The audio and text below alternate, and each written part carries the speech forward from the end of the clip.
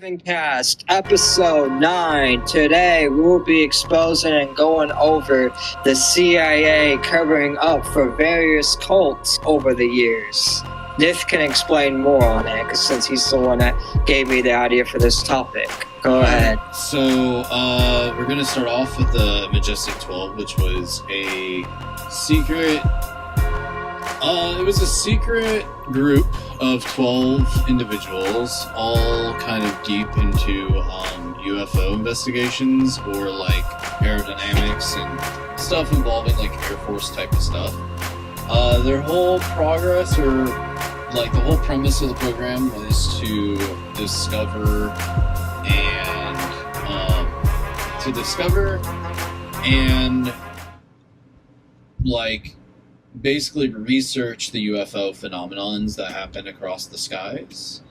Around the 60s through the 80s is when this group was formed. So they're basically a group that was set to like find like UFOs and aliens. I mean, yeah, the conspiracy theory is like aliens are real, and like all the more schizo kind of side of things is aliens are real. You know, people like are kind of drumming it up like, oh, this is Area 51 type stuff. It's basically, I see it as just a research group, if I'm going to be completely honest. Like, that's how I see it. Every government has its research teams. Every government's going to have its secrets, its secrets and its secret base operations and stuff like that. I don't think M12 is really anything that crazy or that bad.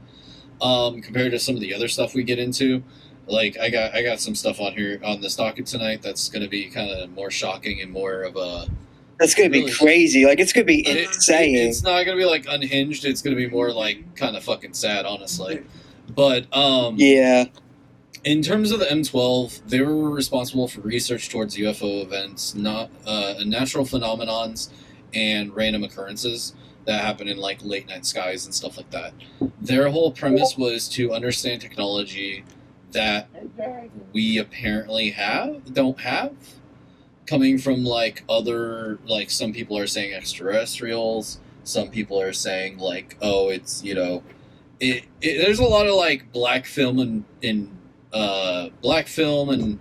you know, caution tape kind of sect with this organization or this, you know, part of the military. The documents have been released publicly by the CIA and the FBI or whatever regarding this group. And the thing that really blows the conspiracy is that really like makes the conspiracy become a conspiracy is basically 10 days before JFK's assassination, this was the paperwork that was released to the public that JFK signed off on. And so 10 days... Yeah, so like 10 days after he released this paperwork and like basically kind of broke... I think he closed this group down, but I'm not entirely sure historically. Ooh. I haven't looked into it like 100%. Not gonna lie, that conspiracy theory kind of seems... Yeah, it kind of seems reasonable though, because I kind of heard that the M12 was responsible for his assassination over the years, because a lot of IRLs that I know actually believe that shit. I mean, it's not too far-fetched to believe that the CIA wouldn't like stop one of our own presidents, especially if he's releasing like documents. Yeah, he's releasing shit that's making them look bad. Releasing shit that makes them either look bad or shouldn't be known to the public, or cutting their budgets, which is both things JFK had done. He didn't really Majestic 12. He didn't really feel like the government needed to have so many organizations kind of in the dark. So anyway, we're gonna go ahead and cover this. I think when it comes to M12, I think it's just a group of fucking. I think it's honestly just a group of researchers based around UFO stuff. Like some of the other videos and stuff that we have pulled up in the docket is going to be a lot better, I think, personally. But I think starting off with this is a good idea because, I mean, after we've been talking shit on the government so damn much in a lot of these episodes that I feel like it's not really like you can't really blame the government for having a secret sect for educational research facilities. Yeah. There's nothing wrong with that unless they're doing some really sketchy bad shit. But I don't think that's really which they are in later when we cover it, like we do expose how they cover up for these fucking disgusting ass cults and shit. Yeah, there's like one cult. So the government's still not innocent. No, but like I'm just saying that like I think just blaming the government for every single thing that's wrong isn't exactly accurate at all or healthy. Yeah, and that's the thing. I know a lot of people will be like, Triton runs an anti-government podcast. Nah, we're not anti-government. I just, criticize the government, and if the government's right, I'll say the government's right in some stuff, and I don't believe that we should criticize the government for having secret organization, because every single government I wouldn't say a secret organization. I would say just a secret, military base. Like research groups. Yeah, I mean... Do you know we have bases on honestly, Guam to have a government, you need your military secret, to be honest. Military should be secret no matter what, in my opinion, because that's your main operations. Like, you don't want other countries knowing what you're doing, knowing what weapons you're making, and all that. You also don't want people getting bombed and civilians being killed, because that's what our military is. Yeah, definitely. At the end of the day, that's someone's wife or father or son. And you don't want other countries knowing what you're doing and them getting pissy about it and them deciding to bomb you because you're doing something. So M12 was just U.S. direct soil. I'm pretty sure they never really went international of any caliber. But we'll go ahead and get into the video now. I think we explained a good bit of it, Triton. Yeah, we did. Right. You can play it, Coldfire. All right.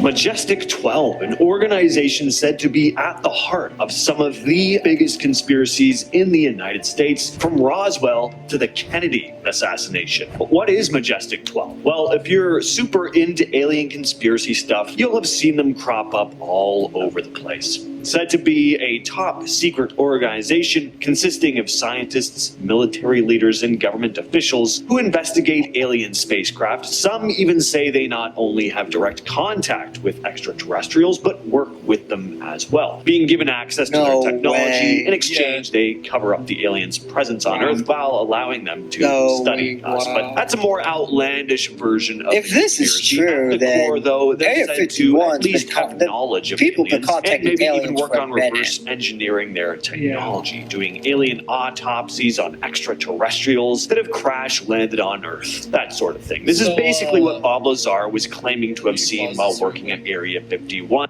So this Bob Lazar guy, I think there's been a couple people that have come out, and there's multiple photos and stuff, whether it's legit or not. Pretty much every fake photo involving aliens, they tie to M12, online to some caliber, because it's you can't really say if you can't it's just their way of making an excuse of how they have that photo instead of just admitting that they photoshopped it. You know what I mean, Triton? I wouldn't say entirely that there's probably not we're not totally autopsying on some fucking aliens if they're legit. I'm just saying that I feel if we're talking about alien shit, right? You can't trust every single thing you read on alien. Yeah, shit. No. There are I mean, honestly, I believe aliens are around, but I think it's a more recent thing because Area 51's been leaking documents. But I don't think back then in the 60s, aliens were really common or really around. I don't think Area 51 were kidnapping aliens and doing autopsies on them back then. That's just my opinion. Just because they didn't have a lot of technology that they do now to meet these aliens. They probably went on a different planet, saw these aliens, brought them back onto Earth, and then these aliens been making them all these new technologies. We went to another planet, Triton, and brought them back to ours. Okay, no, I'm not gonna go that. I'm not gonna go that far. No, I'm not trying to say that autistic people are from fucking Mars or whatever. I'm not going Elijah. I'm just saying, with M12, There's proof that there was a facility where they were studying like aliens. Okay, and because there's proof of that, or like actual like CIA government documents, it's not hard to believe that people would like run with that and like make their own fucking. I mean, you never know. Like there could be aliens. There could have been aliens back then. Like there could have been, because that's the thing. Like honestly, like I've always believed. I mean, Roswell. I'm pretty sure Roswell was pretty recent. I think it was like 80s or 70s. So like, and then like but the M12 was in the 60s because the documents were released in the 60s, and then John F. Kennedy got assassinated, which like the video explained is like a whole. There's a whole conspiracy with that. Which like just because there's a conspiracy and you can connect dots to stuff doesn't mean it's like legit. Yeah, it doesn't mean it's true. Yeah, I know. Like you shouldn't just believe it. Until you have 100,000. I think you can start to see how much Majestic 12, or MJ12, as they're often called, are really at the core of almost every United States government alien conspiracy. The JFK assassination is often described as the mother of all conspiracies, and yes, with just a little digging, you'll find that MJ12 is mentioned here too. Some people believe that Kennedy found out about MJ12 and the secret dealings they had with aliens. Supposedly, he wanted to reveal the truth to the American public, thinking they had a right to know. This, of course, didn't sit well with MJ12, who were determined to keep everything under wraps. On top of that, or maybe alternatively, depending on who you talk to, Kennedy was sticking his nose where MJ12 didn't want it. Exactly why. All right, Trent. Imagine the dumbest person you fucking know. Okay, you got him in your head? I know a lot of dumb. Imagine the dumbest person you know, like flat out dumbest person you know. Okay, we're gonna start off on that topic real quick. All right, so you imagine the dumbest person you know. Now make them twice as stupid, and then spread it across the whole group of America. There you go. And tell them aliens are real. And see what happens. People fucking go crazy. Yeah, they'll fucking believe it. That's why they don't. To be honest, people. That's why they don't want to out. But that should be on them. Can you imagine? That should be on them. Can you imagine? That really should be on them. Can you imagine how fast every country would be hating on everybody? Like, the space race would happen again. It wouldn't just be to the moon. It would be, let's get an alien. They proved it. I'm surprised it has to happen again. I'm surprised it has to happen again when the Area 51 documents got leaked recently. Like, that got leaked, like, as recent. It's like, what, 2021, 2022? I think so. But it just adds... Yeah, because I remember, like... Really? I remember, like, when it happened, like, I heard it on the news, and I heard, like, all these creepypasta YouTubers cover it, like, when it happened. So, like, I know it happened recent. So I don't know why we didn't have another space race. Unless I'm missing something. I mean, we kind of are. I mean, Elon Musk... There's, like, have you ever heard the conspiracy theory on Elon Musk? Yeah, I heard that. Yeah, that he was an alien, and that's why he wants to... Yeah, that he's an alien. Yeah. And that's why he took over Twitter. Yeah, that's a dumbass conspiracy, right? We can agree that's a dumbass conspiracy. That's so retarded. But imagine 1,000 people like that, or 1 billion people like that, with that level of thought process on aliens, right? And then you tell them the truth. While you have a secret facility involved they shouldn't really matter because a lot of people need to stop taking words from stupid people anyways. Just because stupid people believe shit doesn't make it true. Like, yeah, but that's the thing. I know a lot of stupid people, but it doesn't mean I'm going to take them all. I take nobody seriously besides myself. That's how it should be. But you know what I mean, Triton? You get what I'm saying, right? Like, you can't just... Yeah, I do get what you're saying. If you told me tomorrow that, like, gas will be out forever. Like, we'll run out of fossil fuels permanently. So now is the last time you can fill up your gas tank. You know how fast people would be destroying shit? Why do you think we have such a fucking problem with false allegations on the internet? Because there's so many stupid people online that just believe anything without researching. They're like, oh... I never met you before. I never even talked to you, but I'm just going to believe this random ass stranger just because, we are so gullible. Like, people are so gullible, it's getting worse. And you tell them aliens are real, and then all of these crazy kook nut jobs with like. Oh, I know a lot of people that believe like aliens are real. Thought process are going to be. Which I believe aliens are real, but the reason why I believe aliens are real because Area 51 basically confirmed it when they released their documents. But before that, I didn't really believe in aliens. And there's a lot of crazy people that have like, oh, I talked to aliens, I hung out with aliens, and crazy people in my school would believe that shit. Like, I remember 8th grade, like a bunch of people be like, yeah, I hung out with aliens, I met aliens before, and other people used to believe that shit, and I never believed. I was like, no, you're fucking dumb. The big thing that was like the big sign of like aliens being real was the cattle mutilations that was going on in Texas. Because, like, there would be, like, a spot, like, for example, as they brought up Rado as well, and I'll bring that up now. Like, if you go on, if you look up the Roswell site, right, within, like, fucking a good space of where that crash happened, like the UFO crash happened, for literally decades, there were animals being fucking mutilated and shit on people's ranches. Like, their brain, like, the brain of a cow just removed. Or, like, weird marks on cows that were dead. And just weird shit. Just really weird shit. And, like,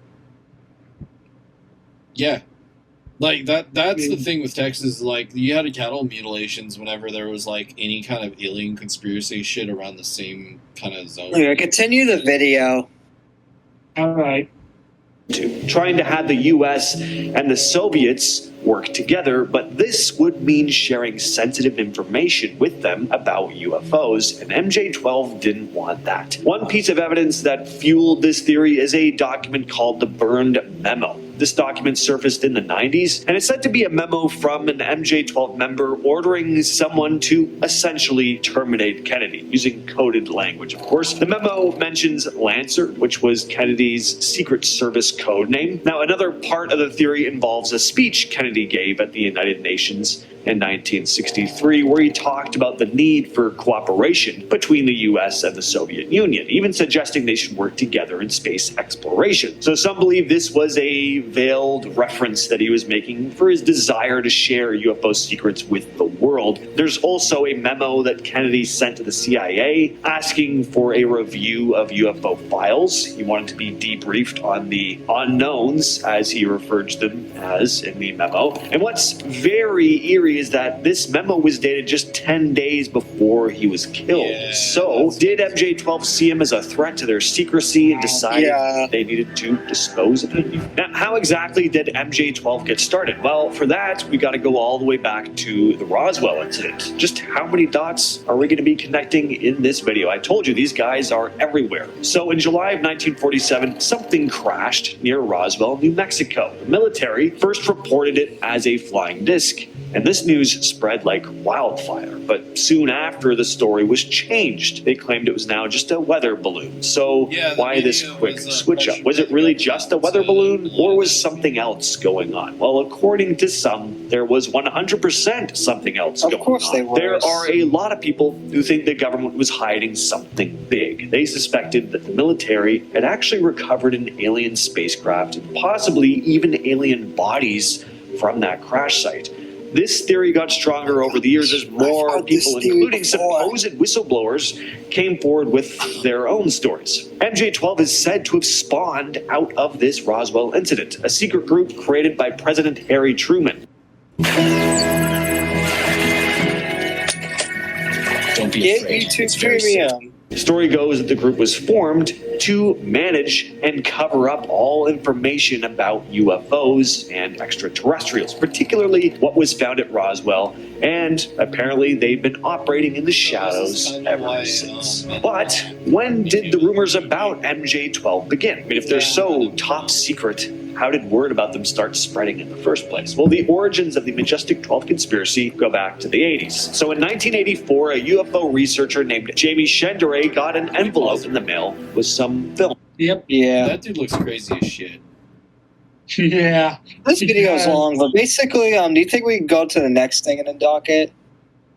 No, because this goes over the full M12, like the full deep analysis. That's fine. I mean, Which the name Kennedy's very special to me. Anyways, what? Okay. Anyways, Yeah, what were you go gonna say, Niff? yeah, this dude looks crazy as shit. I don't know why the fuck who would give this guy that looks crazier than shit saying he knows about UFOs in any seat of power over any kind of group or research. Nah, he looks crazy as shit. He looks like your local crackhead. He looks like He your looks so uncle that like nice. steals your Christmas for meth needles. His Yep. eyes are almost Exactly. in different directions. He looks like the crazy uncle that's just gonna steal shit from you for money, for drinking. Like, he looks like Jim Carrey in disguise. Alright, I'm done. We can keep going.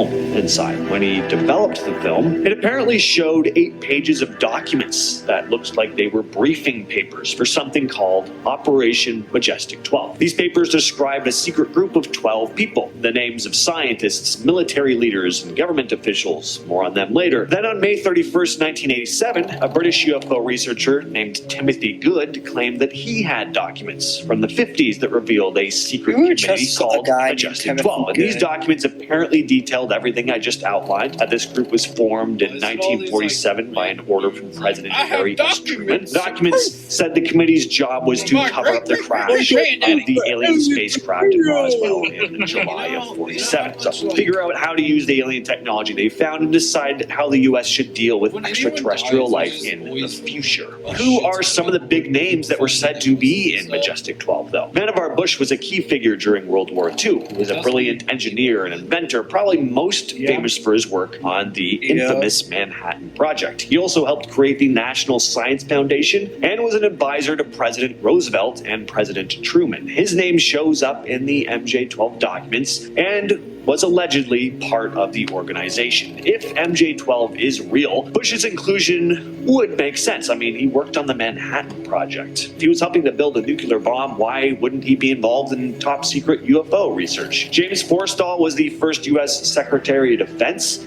appointed in 1947. Before that, he was a Secretary of the Navy. He was heavily involved in the early Cold War period, and he had access to some of the most classified information. He would have been a logical choice for a group like MJ-12. On top of that, there's always been some mystery as to the exact circumstances of his death in 1949, which something may have had something to do with his involvement in MJ-12. Roscoe H. Hillenkotter was the first director of the CIA, serving from 1947 to 1950. He later joined the board of the National Investigations Committee on Aerial Phenomena, which is a civilian UFO research group. Makes sense why. So all these dudes are like researchers, high tier like society, super like powerhouses in military, right? So like it'd be kind of weird to pull all of these different kind of people that are of that status, right, into a group if it wasn't something classified or secret. Yeah, normally. And so I guess like whether aliens are real or not, I don't really fucking have a real opinion on that. Like I believe in aliens to a degree because it would be kind of stupid to assume all of the amount of. Not only that, but Area 51 did release full documents basically proving that they've been hiding aliens. So I definitely 100% believe in aliens. And I know people are like, oh my god, Chinese crazy. He's so autistic for believing in aliens. Blah, blah, blah, blah, blah, blah. Suck my dick. But nah, like real talk, just because you grab a bunch of researchers and then like on paper this is what they're doing, I would say isn't exactly accurate to what they're doing if it's really like a high-end secret as shit kind of group. Yeah. Which is why the conspiracy shit happens. Because you could write I could write anything right now, leave it to like my future grandkids, and then it could be just the most unhinged, radical, wild shit, and they would believe it. And remember it. Yeah. So people believe it. Yeah, because people mostly believe anything. If we want to switch to like next video, we can. I mean, this is pretty much like there ain't a whole lot of content in this. It's just overall information on the M12 stuff. One big group.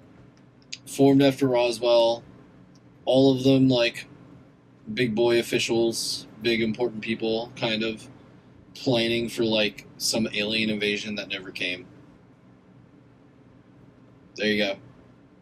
Like, if aliens are real, though, I don't think like any country can stop it, because they definitely would. So what's the next topic on the docket? It's all in the group chat, Triton. Yeah, but I'm asking for the show. I think the NX IVM. The NX IVM. All right. I am screen recording technically, so. Pull. Yeah, no, I know. But pull the video profile.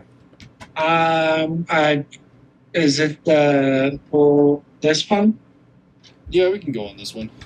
It's not the NX IVM, but yeah, we'll touch this one. I just threw this in here because we were going to be talking about cold shit anyway. All right. So explain this one then. Can you full screen Cold Fire? Yeah. All right. So 4chan made a cult that changed, that influenced young people, specifically boys, to become femboys through blackmail and harassment. What the? It's fucked. Really? Like, yeah.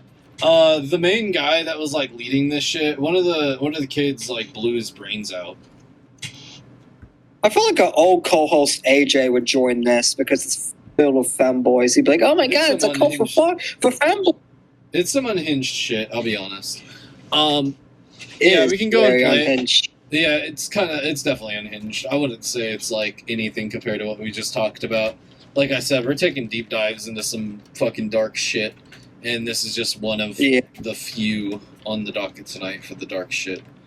The next one we'll be doing is the cult that has like CIA connections, which was really wild. Ooh. Yeah. So go ahead and play it, Coldfire.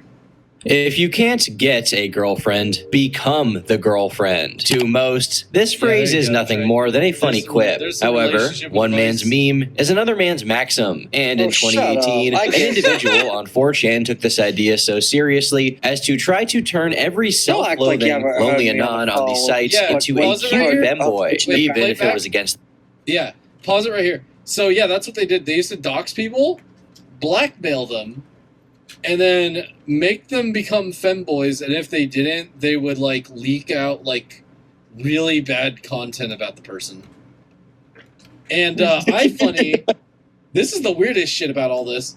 iFunny was connected to this shit, and it wasn't like these weren't actual like full blown dudes doing this.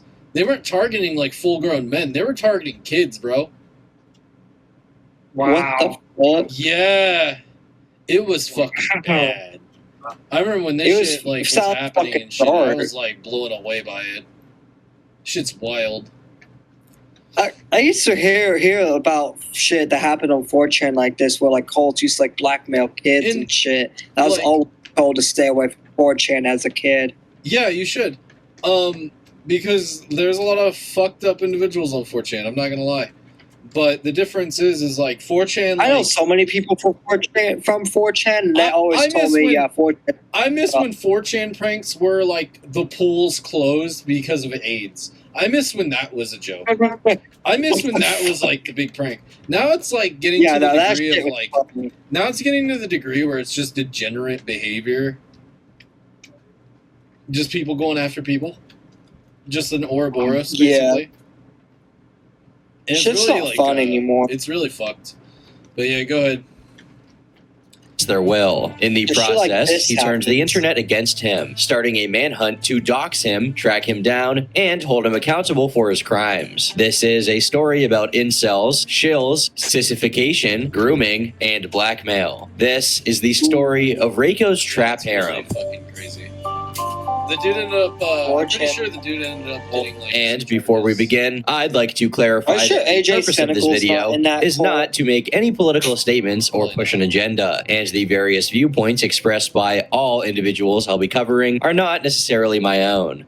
While most people on the outside probably think of 4chan as a whole as an incel site, particular boards represent that demographic far more than others. Case in point, Robot 9001, better known as /R9K. While not its original purpose, it has, in effect, become a board dedicated primarily to neets, or those who are not in education, employment, or training. To put it simply, it's the hikikomori, guys living in their mother's basements, or people who are otherwise socially withdrawn, and they call themselves robots. Robots come together to discuss their lives, or rather, their struggles, such as not having friends, a girlfriend, or any life prospects to speak of. Even the more mundane aspects of their lives are often the topic of conversation because of the unusual challenges they face. A lot of humorous green texts have come from this board as a result. Had an itchy bottom for weeks. Notice when I wash more, it doesn't itch so much. Wash every day, itching goes away. Stop washing every day, and itching comes back. I think I've found a good reason to wash every day, bros. It never used to bother me sitting around not washing for a few days,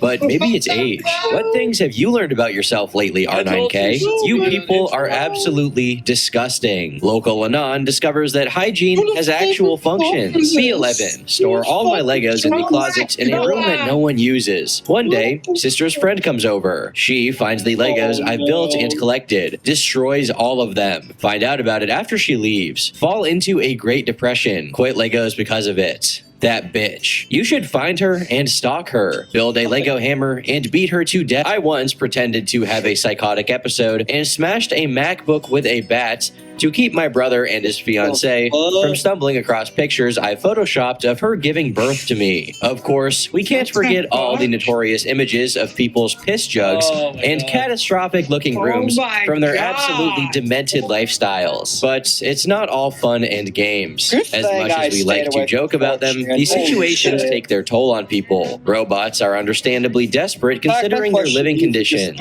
so threads on the board often have a depressing undertone, or a resentful one, where people turn their hatred towards women and so-called normies who unfairly get to enjoy the perks of being well-adjusted while they don't. Though the stereotype has always existed, R9K set the gold standard for the loser archetype, a guy obsessed with those who do better than him, usually ranting about Chads, Alphas, Stacys, and a dictionary's worth of other newspeak you've probably heard before. And sometimes their frustration takes a drastic turn for the worse. Multiple mass shootings have been associated with 4chan, but one case was connected to R9K in particular. You may have seen the post in question before. Some of you guys are alright. Don't go to school tomorrow if you are in the Northwest. A thread will be posted tomorrow morning. So long, space robots. This post, made on September 30th, 2015, wasn't just an edgy troll, as the next day, a shooting would take place at Umpqua Community College, with the perpetrator taking 9 lives and injuring 8 others. In another case, a teenager named Shuab Aslam shot himself on livestream, holding up a paper that read, "Bye R9K." All around, it's a terrible state of affairs. Worse still, certain risks are posed by congregating such a large pool of people with poor mental health. They're vulnerable to manipulation or being taken advantage of. If someone wanted to, they could promise these Anons what they want most in life: companionship, validation, even an outlet for their sexual frustrations. All a thinly veiled disguise for... On 4chan, shills are commonplace. If you've ever gone on it to ask a question, you've probably been called one. But what is a shill? Well, a shill is someone who tries to engage in deceptive or covert advertising. Shills pose as regular posters to appear natural and blend in as if they were unrelated individuals while promoting something they're associated with. However, people labeled as shills usually advertise something that goes against a board's typical ideology or set of values. So it's used pejoratively against them when observant Anons notice their mischief. Maybe someone's trying to promote their Discord server when people are just... Get mod on Discord server with over 1,000 members. Instantly gain 300 pounds. My face win. What the fuck? This shit real? This shit seems like a movie. Like, I swear, this shit seems like people act this unhinged. And we're only 6 minutes in, and I love this.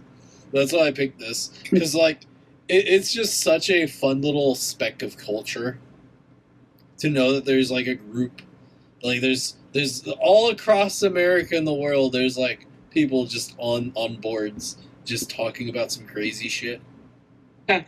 It's a niche subject. It's very niche. It's not very. Fortune hasn't been like making headlines anymore as much as they used to, because of all the shootings and stuff, which is probably good. I don't need more people like shooting up people. That shit's horrible. But like, I'm gonna be real. There's some good boards on 4chan. You just gotta stay away from all the crazy shit. Yeah, you just gotta stay away from all the crazy dumb shit. Yeah, like R9K, I don't go on. I browsed it like a couple times when I was younger. Poll you stay away from. Random board you definitely stay away from. Like, if you just stay to like the blue boards where it's like basically modern content, it's not so bad. Cause like there's a dude Triton. I was on DIY a while ago. He put carpet on the walls in his bathroom. What the? That's a monster. And then there was another post I saw of like it was a picture of a dude putting a toilet in his cabinets of his kitchen. How the fuck does it even fit in the cabinet? Like the top, he had it to where the top of the cabinet's like slung open on like hinges. What the fuck? And then you open like the little doors down low, and then like you got a whole little like bathroom setup in the kitchen. And I was like, why? What does this do for you? Why? What the fuck? It's a fucking what kitchen. Is this even? Like, I mean, it's to just be wild fair, shit like that. Hold on. They're probably doing it for attention, and they do get a lot of attention for it. Well, like, that shit does blow up. DIY is tradesman type shit, so it doesn't really surprise me that they did it for, like, you know. Yeah, I mean, honestly, it is kind of like, if you want like to be famous, that's one way. It's a stupid way, but I guess it's a good way to be famous. Maybe not honestly, famous, maybe that's what we should do on RavenCast. We're covering all these topics. I should just go put my toilet in the cabinet right now. No, like, he had the drain and everything set up for it. Like, he could take a shit He had in the the kitchen. drain in there too? Yeah, he had the full drain, Wow. like, plumbing and everything. Like, it was a full setup, like a bathroom, in his fucking kitchen cabinet. I need to talk to this guy. I need tips on that. Cause how the fuck do you fit the whole ass drain and the entire ass toilet in the fucking cabinet? Like, that shit's just not real. Yeah, That shit's just not real. that's why Go ahead, I read DIY. Hold on. Go wants to say something. Go ahead. Go for it. I thought we could figure it out. I got some know-how on plumbing and electricity. I don't know how. Stuff. I don't know how. Yeah, but this shit's just so big, and the cabinet, like, at least my cabinet's so little. I'm just saying, it's weird shit like that you can only find on 4chan. That's why. Should I show y'all my cabinet? Like, on DIY or even traditional gaming, like they just post like Magic stuff on traditional gaming. They post like D&D stuff, like RP type stuff, and it's all just cool shit. But nah. Hold on, y'all want to see my cabinet real quick? See if it'll fit in. Hold on, I'm Let gonna me go. see your cabinets. I swear, if it looks like the same from the picture, I'm gonna laugh my fucking ass off.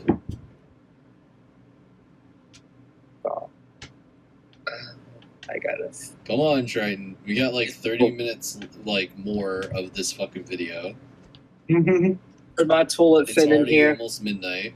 Come on, bro. Can you see it? No, because there's no fucking lights on, dumbass. Yeah, I can see the darkness, which is Hold on basically now. nothing. Triton doxes. Can my toilet fit in here? You can fit a toilet. Can my toilet wait, fit I in need here? you to like back up and show me like the full countertop, like the full, like, from like a good feet away. Like this? On the ground, like the ground level. I don't have time. Okay, for you. Okay. I know. Yes, you fucking idiot. It took too long. You're the one fucking over there like, let me show you guys my kitchen. Hold on, I'll have Tim's edit that out. Anyways, continue the video. Alright. trying to talk on the board. Or perhaps it'll be an individual attempting to push leftist ideas on a far-right board, or vice versa. Some shills just want to derail conversations and threads by starting pointless arguments. Do a little trolling, if you will, merely for its own sake. Others make what is called a slide thread, a meaningless thread meant to decrease the quality of the conversations happening on the board. It fits the board's purpose just enough so that it doesn't get moved to another board or deleted, with the sole intention of making other threads slide down on the board's catalog, hence the name. But not all shilling is created equal. Some shills are more creative and unorthodox than others. Sure, you could just promote your Discord server or your ideology, but what if you promoted a Discord server with an ideology that's consisted exclusively of compelling lonely men to cross-dress? It sounds weird, but in 2019, R9K became flooded with so-called trap threads, which proselytized the benefits of becoming trans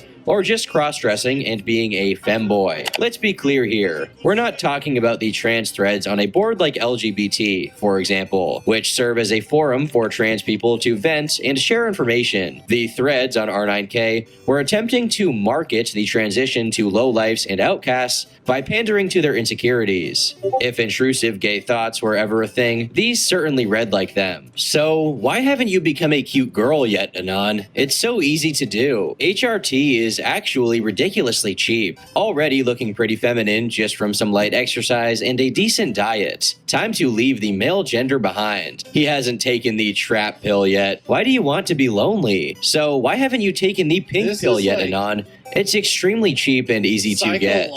Girls don't have to be lonely. So why haven't you become a cutie girl yet, Anon? That's what all It of was this sold is. as a way This is to get psychological laid, warfare. with the Yeah. catch being that you're gonna get laid This is definitely with another dude. unhinged. If you can't attract a woman, become a woman and attract men instead. As ridiculous as it sounds, R9K is a red board, meaning it allows not safe for work content. Add to that the pre-existing popularity of anime and I would catch fetishistic my kid content on among there this beginning of demographic Bell. of men, and this material infested the board with ease. Just post a thread with a picture of a cross-dressing male, a trap, if you will, and start selling transitioning as the solution to every robot's woes. The shenanigans didn't end there. There were also guides and instructionals, such as how to achieve trap mode aesthetics. This image includes diet and exercise recommendations, including but not limited to eating more soy, drinking water from plastic bottles with BPA, eating less meat, and I'm drinking semen. Of course, much What of the this material was more explicit in nature, but we can't get into all of it.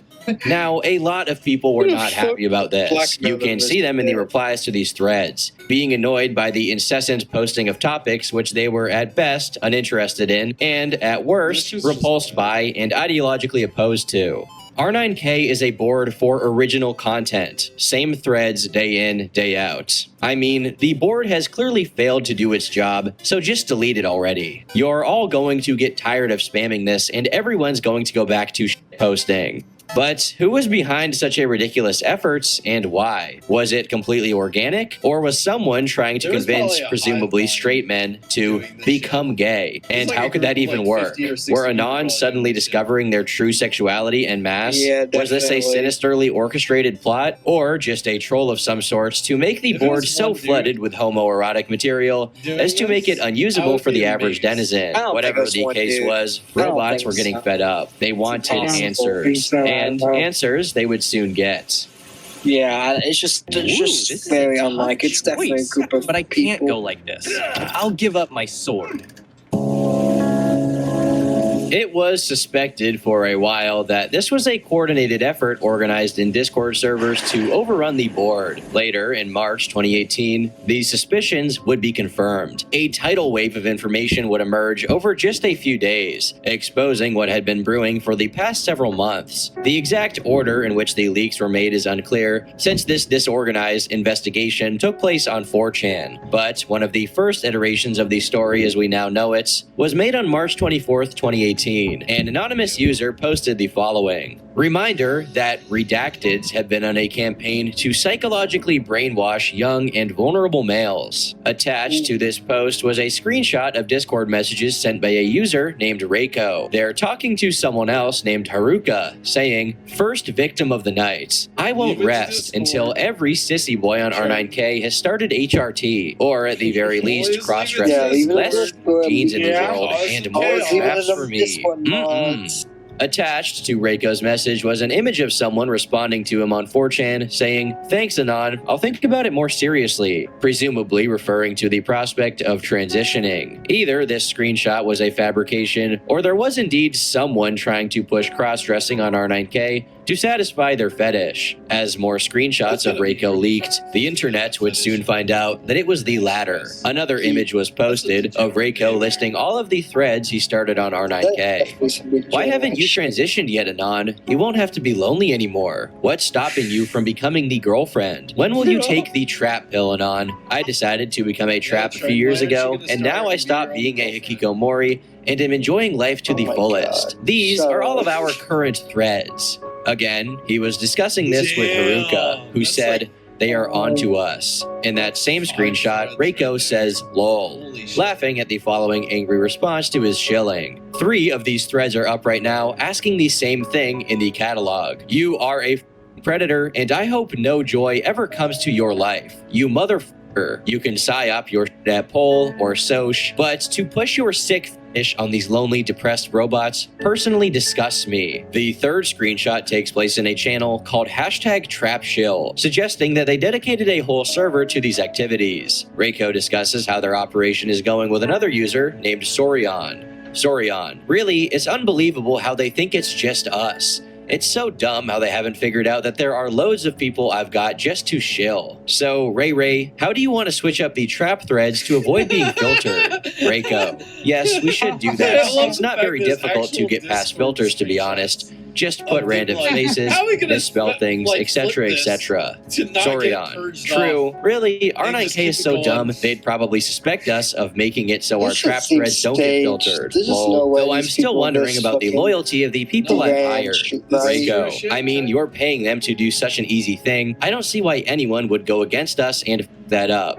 Free money, pretty much. Sorion: wow, that's true. Lots of people want to work for both sides to gain the benefits of the two. They want to gain my show money while gathering info. Some screenshots dated a few months earlier show the beginnings of this operation and the philosophy behind it all, if you can call it that.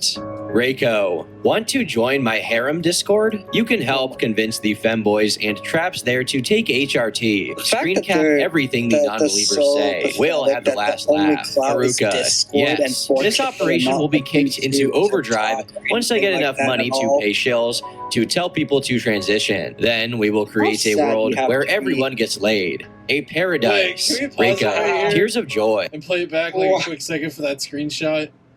Does that not sound like the most batshit unhinged shit you've ever read in your life? Yeah. Triton, read that. This shit looks so... Oh, yeah, that shit looks so unhinged. What the fuck? We will create a world where everyone gets laid. It's a paradise. If you gotta create a whole world in some concept around some, like, ideological or, like, function to get laid, that is worse than a fucking simp. Yeah. I'm not gonna lie, I don't know why Tucky Tom doesn't support this. Because I know he doesn't get laid. Because he's gotten cocked. Like, there's stories of him getting cocked. Like, bro, this... I don't know why Tucky Tom ain't... the Tucky Tom stuff that went on with him personally. I've watched his videos for. I'll have to send it. I'll send it to you off stream. But basically, I'll send you the evidence for it. But he basically got cucked by this lolicon guy, Lyric. Like he literally told her. He literally told Lyrics. He's like, "You can have my girlfriend. You can have her." What? That's wild. That sounds funny as shit though. But no, like this shit just like. I like Turkey Tom's videos because like he's really in depth with it. He has like actual like his videos are good, but he just I don't know why he doesn't side with these people because I can tell he's a virgin. All right, we can go continue. Yeah, you can A world where everyone gets laid. A paradise. Reiko. Tears of joy. Haruka. The world is poised to turn all beta males into those who will die as virgins or become redacted Like and you, get Toki laid. Tom. We will accelerate this future by converting all robots on R9K into male to female girls. Our job is to accelerate human evolution. In the future, 60% of all born men will be converted into T-girls with HRT and surgery if they don't have enough masculine features, or if their genes predispose them towards a life of rejection by women if they grow up as men. They are not men. They are girls. Parentheses, male. Haruka. In the future, there will be no huns, Wait, if they're girls, and how all are they traps will male? have a big set of nice 'Cause they're boobs and dudes trying curves to be girls, and right? female bone structures. They It's convert too late for the majority of us. I, And for they're getting example, Oh my God, this cannot shit- this transition since it would trans compromise shit's my so life confusing. socially. Like, this But shit is other than just that, so- I really Fair. believe I should be I'm transitioning. going to explain this because we need to explain this. So, they're taking vulnerable men, convincing them that HRT will make them happy by making them become women, right? And basically what they're saying is if they stop the HRT or try to go back to being a man, they will never be truly a man again because of the way of how HRT affects the male body. It just demasculines you. It gives you estrogen, is what it is. And it makes you less masculine and destroys your masculinity. So they're basically, it's either they conform or they basically die, more or less, and never are capable of being a man again. It's some deep psychological fuckery in that too. This is just some mastermind shit. Why couldn't we boy, first thing about all of that, right? If someone had enough time and thought process to think of something as cringe and crazy as this, they could have become a fucking teacher. Or something of fucking value to society. Yeah. Instead of spending this much effort and thought process onto a fucking Discord to fuck over a bunch of lonely ass people on a fucking 4chan board, they could have improved their life. That's fucking sad. Yep. That's fucking They could have sad. got a job. They could have got a girlfriend. They could have started a family. They could have kids. They could have done a lot of different things than sit in a Discord and fool stupid, retarded people. It's crazy. It's fucking sad, but it's fucking crazy. You can unpause it called fire. We must encourage everyone who can to do it. Everyone who can pass should be doing it. Many people don't get laid because girls are hypergamous, mostly because they're soy boys, and soy boys are basically closet redacteds. Haruka, when you My post autistic trap ass threads can on get poll, laid. some of them will Anyone say, can get I want a laid. trap girlfriend. The idea is inside everyone. We target these poll Oh God, they're redacteds going on and poll use it now. to turn poll into redacteds. It will spread from these to the others. No fucking Haruka way. is talking about the prospect of the far-right users on the board/poll becoming fashy femboys. I don't know what's more cataclysmic, this or the time when /MLP and /poll fused into ML poll and became a hateful brony board. In any case, there was some question of how long all of this had been going on. If you were to look up the Discord username Reiko3333 on Discord, you would find I'm that so he'd glad been getting chilling, high for this. presumably This the shit same is too Discord unhinged server for me on to R9K be for quite some sober. time. Most recently, in March 2018, We should invite he him to, posted, Rick. recruiting traps, redacteds, and females for my This harem weird Discord. Add me up. But it went all the way back to November 2017 when he made a thread saying, Why not, hey, Trey? any traps Fuck want to join no. my harem Discord to fluff up no. the numbers Fuck so I don't no. look He's gonna pathetic? convert you into Apparently, wolves. this really was an operation to turn the robots gay, orchestrated by a I mean, I've clearly already- demented I've man already with been too much stabbed time in on the his back by a hands. femboy But what were his once. motives? Well, it's actually not hard to guess. Dated September 2017, we have the following work of literary horror and hilarity from Reiko himself, though there's some question of this being a copy pasta. My ultimate fantasy is kidnapping a cute boy and locking him up in my basement. I will let him consume nothing but soylent, estrogen, and milk mixed with my every day when I catch him. Pause it. So we were talking about them getting laid being a paradise and changing the world to where they could always be laid, right? Being unhinged. This is far worse. Holy This is no. like this is way worse. Oh my god. This is unhinged, y'all. Holy I crap. told you, Triton, we're gonna get into some unhinged crazy shit. I didn't Hey, think we were gonna get that far. we need to get the 500 subs. Because for me to continue to look at this unhinged shit, I need channel memberships, and I need all of you guys watching to hit the subscribe button, or I'm coming to your house and shitting in your fridge. We're keeping so Triton's basically being forced to have to put up with me making the docket for this show until people actually like support the channel. He's Yeah, forced to we be need my little 500 prison subs. bitch. Triton's my little prison bitch now. My wall. No, fuck no. He's I'm my not little prison Discord bitch, kitten, no. bro. Fuck no, shut up. Oh, To all the hoes watching, that's not true. He's actually my Discord kitten. It's the other way around. god damn, dude. We're watching, like, this fucking video is just so Well, bad. This shit is turning him gay, y'all.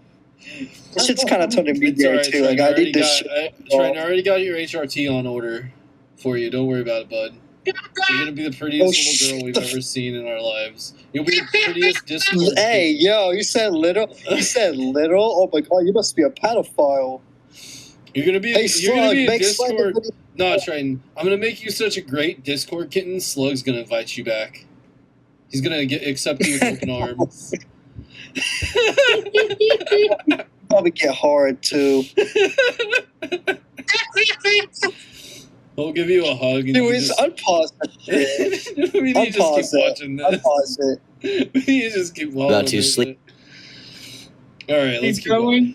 Yeah, we're good. Deep in bed, I will enter his room, manhandle him into a chair, restrain him, and put him in front of a monitor that is showing my terabytes of fucking- sissy hypno videos. As he falls more and more for my psyop, I will leave adult toys around his room for him to play with. Near the end of his training, I will remove all the toys from his room and leave makeup, shaving tools, and dresses in his room. I will deny him any We kind need of to get pleasure someone for a to do week this straight, all this but shit when he is completely lust-filled, This ain't I will okay. descend into his room with nothing but a Nico's mask on. fucking- he's Aruka, fucking on the other mentally hand, ill. explains their I would Anyone not actions let post him as around follows. anything my similar dog. to Most that shit actual in the trans server people need a ever? push to end repression, Banned and instant. by giving that push, we Ain't can no stand fucking them way. out. Even worse, Got it. Hun status. Since you can't actually make I someone would trans, fucking ban giving the some- wrong person a Like, I'll push ban is fairly people low for being risk and less harmless. cringe than Ergo, it that. makes sense to push and push aggressively. 'cause I Point ain't- is, I ain't I with think this most of gay us wish shit. we'd I ain't figured it with out this younger femboy and would have shit. appreciated someone pushing us. So we try to make the world a better place by pushing others.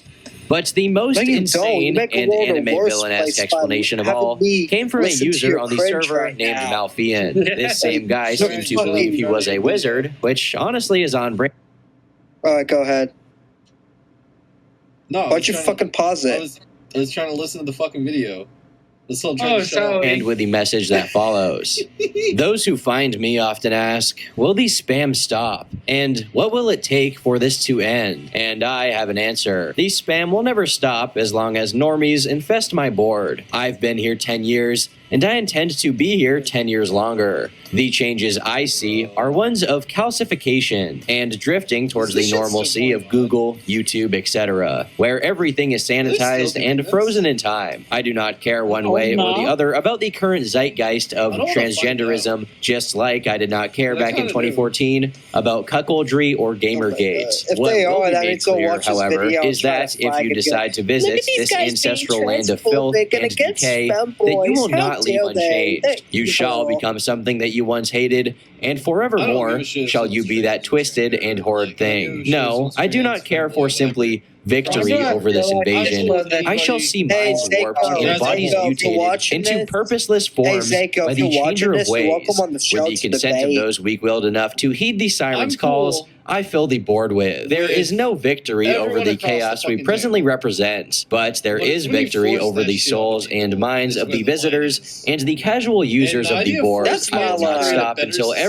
society man who is just dares enter this absolutely holy place of horrendous. ours is faced with a fucking But that's wall the of thing, I'm allowed to knives, disagree. onto which he shall I'm allowed to willingly fall disagree with upon, it. That or a doesn't wall make of me a meals, transphobe which that will close disagree in with it, and but I'm not mutate going to him stop into the others from abominations we doing love it. to laugh at. Like, The if you trap want to, spam if has you want to be threefold trans, that's purpose: up to to you. If you wanna be a normalize the femboy, idea of that's up trans to you. people as I a force in their disagree with lives, it. to confuse the Listen to users this. into Yeah, I seeing am. femininity and masculinity where there is none or both, and to convince the users of a prevalence of these ideas in outside society. Those that actually do go outside and see the world for what it is know that there are nowhere near as many traps as are presented, but chances are if they go out that frequently, they do not have the time or alignment to argue against it with their likely liberal views and busy schedules. If the mods act against us, there are Hold on, countless pause it. countermeasures against them.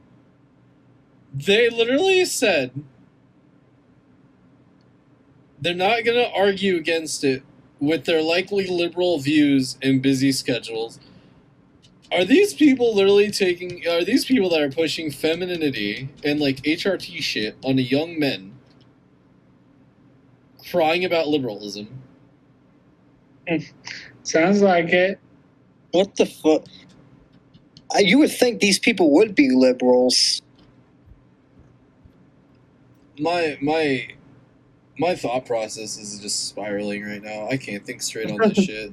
Same here. Like this Same is, here. This is some like I'm getting brain rot, bro. This is so unhinged. I'm getting some level of brain rot out of it. The mods act against us. They're countermeasure. Like this is them literally stating like they don't give a shit what happens. That's scary. Skip through Yeah. this little bit. Coldfire. Okay. Skip a little bit ahead. Yeah. Though. Yeah. Go ahead and play it. Or may we know the peace of isolation. Along with these screenshots was a collection of 9 Discord accounts supposedly involved. R9K had all but confirmed the allegations of shilling at this point, which, all in all, seemed like a perverted, but mostly harmless and entertaining ploy. At the most, it was annoying for R9K users. And who knows, maybe a few people were converted into Reiko's femboy religion, but altogether, it looked more Oh my like God. basement dwellers trolling other Femboy basement religion. dwellers and acting like Machiavellian puppet masters in the process. We have a whole episode on basement Primetime dwellers. flash sale. Up to 50% Good, off great the Nectar episode, adjustable by the bundle. way. This includes a Like a mattress, bed ad. adjustable frame, sheets, pillows, Watching and a video But about the femboys. story doesn't end there. It would be mere days before more sensationalistic and sinister That's accusations about Reiko and his true motives started cropping up. On April 4th, an Anon made the following post on R9K. Join Trap Discord group. They ask me for a picture of me dressed up in order to join. Showing Pause face this, Coldfire. is like a cult. Triton. You got any dresses? What? You got any dresses? No. Go join this fucking Trap Discord group. Get Oh, in. fuck off. Sneak Go in. fuck yourself. Fuck you. Go sneak in. We need to know. We need to know. Be the rat we need. It's just Fuck crazy. The act like cult everyone worships. It turns out they've doxed me, have all my info. They're blackmailing me with a picture saying that if I don't take HRT, they will mail it to my family and friends. I'm gonna be honest. My mom would probably laugh her ass off if she got a picture of me in a dress. That shit would be funny. I'll be like, "Yeah, mom, that was a bit." She would believe it too. I'll be like, I'll just be like, Mom, I'll be like, Mom, I made 10K for doing that, and she'll probably believe it. I'll be like, I made $10,000 for just being in a dress and look like a faggot.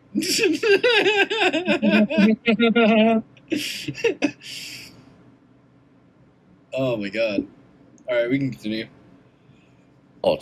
Everyone worships some redacted called Reiko. Turns out they've doxed me and have all my info. They're blackmailing me with Reiko the pic, rhymes with saying that if I Waco. don't take HRT, they will mail it to my family they're both and crazy as friends. They've fuck, done this shit to so- numerous other This people. one What the was, like, do I do super now? alt-right, Now, this or post could be ultra-right, and fake, then the but other if one, it was to be like, trusted, is the just same Reiko that had been exposed and wants to before pair it for up shilling with was those. allegedly blackmailing unsuspecting people into transitioning IRL. Yeah, Now, there was what's the only whole one world of message from femboys? Reiko about They this want- in the they original probably leaked want screenshots, all saying, non-femboys at murdered. Waseru, if I don't have another picture of your What thighs the by the end of fuck? the hour, I will be messaging your mom about your What little the fuck? secrets. Although, considering Waseru was supposedly one of the people How would they even involved, find it his was mom's probably a information joke. unless However, the in idiot another has been screenshot, on Reiko public? mentions he has 3 servers, one being the trap posting server, and another one he calls the harem. This recalled his earlier post on 4chan about his Discord trap harem, which lent more credibility to the idea that he was rounding up people in servers to exploit them for his own gratification. However, Anons needed much more evidence than this. Well, another person, also on April 4th, posted something slightly more concrete, an image of them with the name Reiko written on their chest, as well as the phrase PSN Ew, owns what this, the with an arrow fuck? pointing down into their pants. Along with this, they said, What here you the go. Reiko made me write his name on my body. I literally don't know what to do. Oh, Other hell. images also surfaced of people writing Reiko's name on their bodies. Yeah. These rumors and allegations Oh spread my like God. wildfire. People hated the trap posters Shit's already, fucking and weird. this justified their loathing and suspicions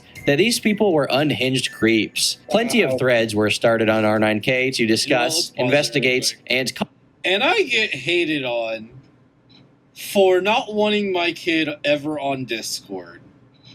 And then, or 4chan, or like most of the internet like communities, I get blasted by people for that opinion. But watching this, Why though? do you blame me? I would never let. I would never. Triton, do not you my blame kid's me not coming watching on. this shit? Like, No. fuck.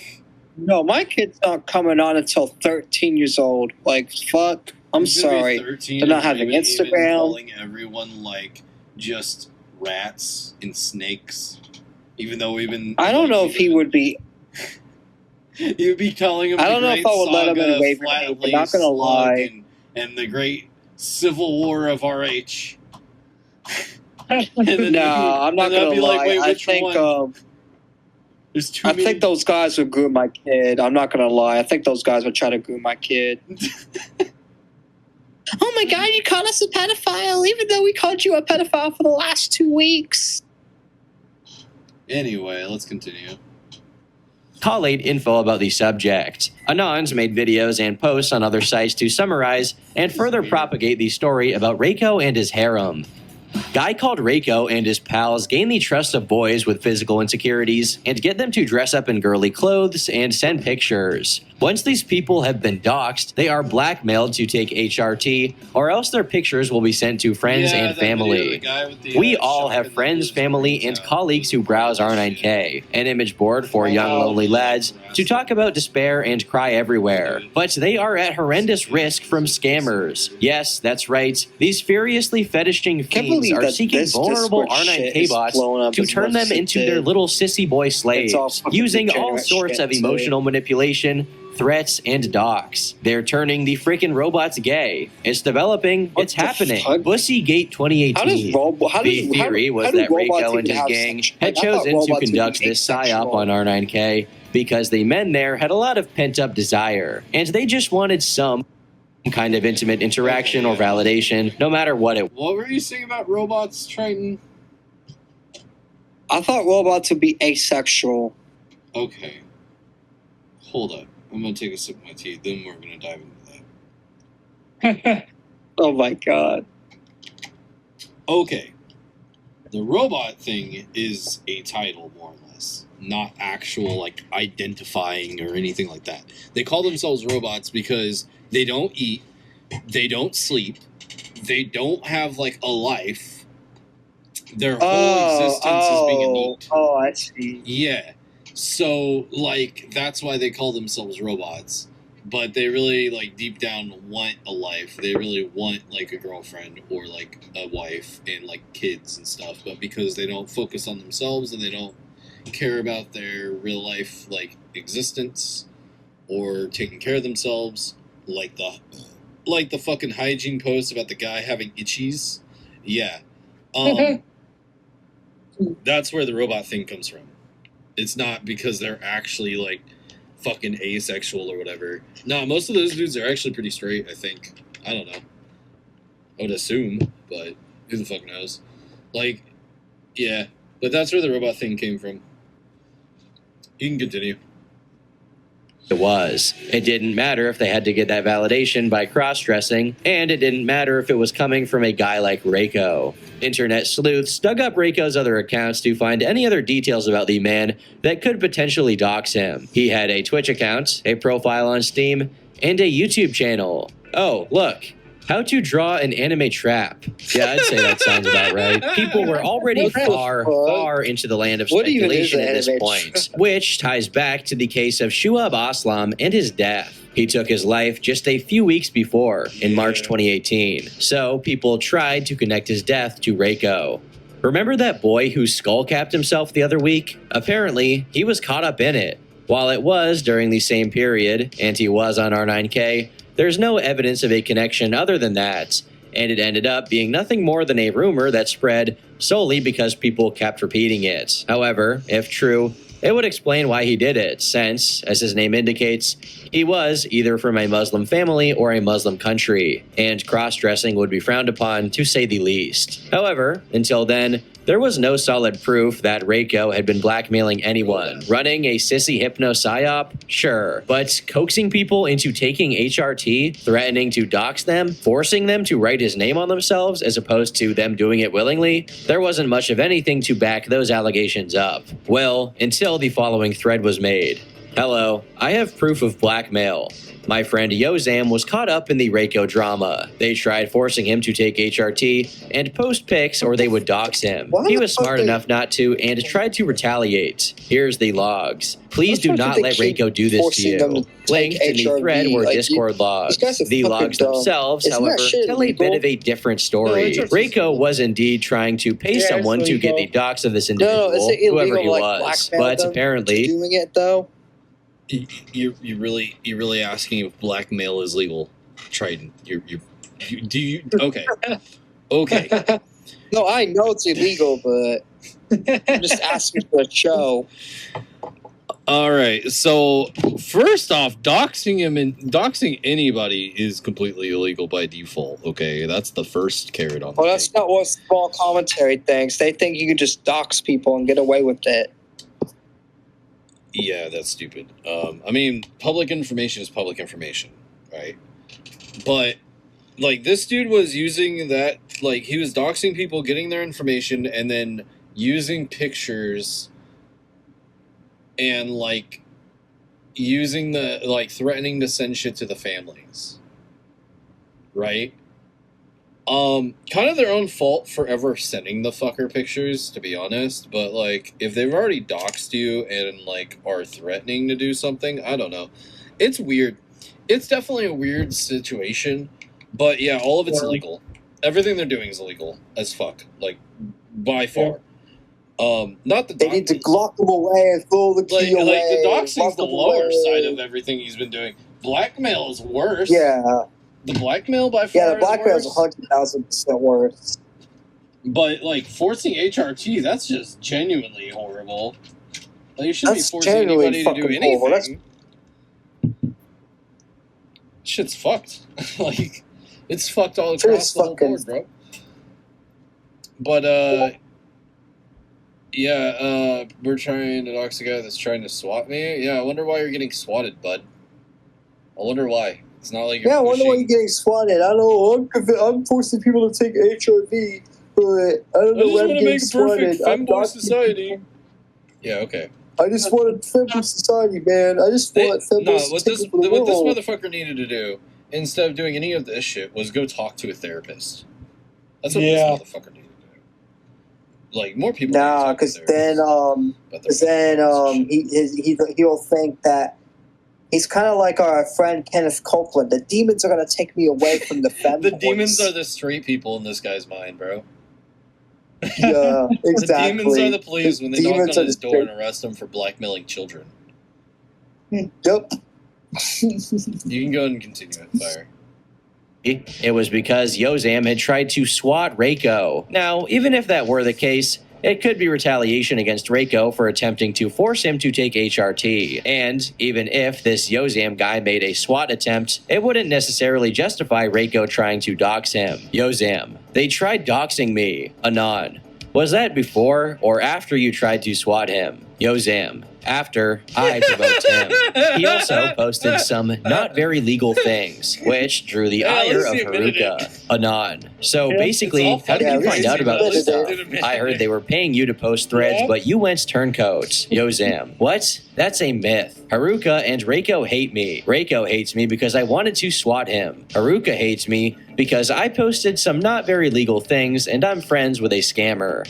In other screenshots, Yozam affirmed the claim of HRT blackmailing, but did not provide any proof other than his testimony. Anon. So they did try to blackmail you into HRT? What age were you then? Yozam. This was a couple months ago. Actually, more like 2 or 3 weeks ago. Yozam. After they threatened me, I retaliated. It's why they hate me. Degenerate shit. Yet again, the investigation was inconclusive. We should just go to Skype. The person that would show up to help try and settle the matter after days of controversy was, surprisingly enough, Reiko himself. He gave an hour-long interview on a Discord server, wherein he gave his own, obviously biased and potentially dishonest, account of events. He came clean about many things. They were, indeed, paying people to spam the board with trap threads. But like we found out that Mongo is like rich off crypto cash or something. She has paid a few people to post. I don't know the payment details. I don't know how she pays them. I don't know if she pays them They were by paying thread. spammers. I don't really question her too much They were because paying people to spam boards. kind of with I don't know. HRT. She's It's nice. funny. Lots of too. I'll be honest, it's kind of funny. But did he just claim to be autistic? Yeah. Where did the money come from? A rich neat girl we don't named accept Mongo these who made people. 70. Play back. Yeah, right there. She's nice. The autistic kingdom does not accept this guy. We do not accept this guy at all. She's No. he's talking about one of the people that like was working with him on like spreading the HRT shit. We don't accept them either. We don't accept anybody. Their discords need to be fucking burned. They need to get that shit taken down. They need to be burned. They need to be burned and be in jail or in a mental institution or something. Alright, go ahead, Coldfire. Where did the money come from? A rich, neat girl named Mongo who made $70,000 off of crypto. On the one hand, I'm thrilled that not everybody has Dude, if I access made to money when this $70,000 is what this crypto, I sick would not freak be did with her spending that cash, fucking as opposed spamming. to literally anything else. However, I also have to appreciate the James Bond villain endeavor she undertook to finance trolling on an industrial scale. Reiko also gave an estimate of how much of the trap posting his server was responsible for. Okay, and to give people perspective, what percentage would you say of the trap threats were yours? I would At say any- probably 15 to 20%. As for the images of people with his name written on them, he confirmed they were real and that he wanted them to do so. But according to him, it was entirely voluntary. Yeah, he's basically just asking why there are loads of traps with like your name written on them and like other I mean, people's it's- names and things. That's not like a malicious thing, though. It's not like I'm forcing or blackmailing them to write their names. Like, I mean, I really like thought tags. Like, So, any form of like writing someone else's name on your body is like that's gonna be brought up later in the docket because there was a whole cult that did this, but they branded them. Yeah, that's dehumanizing, and it's literally labeling them as if you own them. So yeah, that is fucking that's demoralizing. disgusting. That is fucking trashy fucking behavior. Even on a moral level, you can't sit there and say, 100%. I didn't blackmail anyone to do that. Sure, you might not blackmail them, but it's still a fucked up thing to have someone do. Even if they Yeah. chose to Yeah, do exactly. that, like, it's still Fucked fucking up. weird. But then It still again, doesn't make it right. I mean, It's this still is not a an dude excuse. that, like, his perfect world is full of traps, and that's what he wants in his life. So I'm not really shocked. Yep. Yep. people to wear traps to write my name on their thighs. It's not like a blackmail thing or like a threat thing. I found them to do that, and like a lot of them are willing to do it for whatever reason. He went on to give a rundown of his various servers and their functions. We had a RGTOW. I'm not going to really give the full server history on that, but just give us a quick rundown. It's just like it was pretty much for a while. The main owner was Haruka. It was just like I'll get the RavenCast it was mostly tattooed on my head. It was just like a regular online kid until like the trap posting started. And then like we got leaked and we decided to make the trap shilling we referred to as Operation Traptopia. I don't know. My Discord's not like this at all. The only time it gets chaotic is all the secure and more serious because that's when we don't want to really get leaked anymore. A log the fuck out of it and try to expose the server, even though they're the reasons why. When I mean like an interview like this about your Discord server, I feel like it would be more like, why is Nith still a mod? Why do you trust Coldfire? Why did you post everyone in commentary is a fucking idiot? Huh? That's very hypothetical considering you were once in commentary. Like all super sleuth like interview like level retardation. Yeah, all like stupid it's not like nothing shit, actually mattering at all about what's being posted because there's nothing bad being posted in the Discord anyway. Like we have a whole ass mod team that knows what the fuck they're doing. So for the most part, like we've never broken any TOSs. We've never broken any TOSs, but other people have, which I'm not going to really say the names. I mean, we kick out the people that do, obviously. We fucking keep things moderated and properly they post it in their servers and they get away with it because, that's not Triton. Yeah. But we can go and continue. There's only like 7 minutes left, then we'll jump to the NX. Because obviously that was a very good idea. And then the harem Discord was something completely separate from both of those that I had for a long time myself. That it was just mostly like female and like trap friends and the server. And like it was kind of dead, honestly. It was just like fucking around. We would play games and it really wasn't that special. There was no blackmailing or like manipulating. Most of the people in there were like my age or older, no teenager. He claims that the youngest person on the server was 17, but that it was okay since he was 19. I mean, I wouldn't really call that pedophilia, considering there was, like I said, it was like a sexual server, and he never made any sexual posts. He was just a friend. Like, it's not like there's a fucking age gap between us. It's not like I'm like 30 years old hanging out with like 17-year-old. It's like I'm only 19. Reiko also gave his version of the Yozam situation. According to him, Yozam was a 15-year-old, and the not very legal things he referred to as having posted were CP. Weird. Reiko supposedly only wanted to dox him to contact his mother and get him off the internet. However, that's relatively easy to debunk from the Discord logs, which don't show him being concerned at all for Yozam's well-being, just vengeful over the swatting attempt. Reiko, of course, denied blackmailing anyone or doing anything criminal, but he still stated what he did was maybe kind of wrong. I mean, I believe for the most part, it's definitely more kind. I did wrong. Like, I'll admit that. It's more than just that's mainly because it's definitely like over. I don't know, I came back to this shit's just fucked. Yep. by like a bunch of other people in the app, just like random people. I think that my intentions may have been extreme, but it really for the best overall. It's all stupid. I mean, I did my intention to work for the best. Obviously, it did not work out very good at all. It just made the board even worse. But I mean, I don't know. I just wanted the board to be better at the end, really.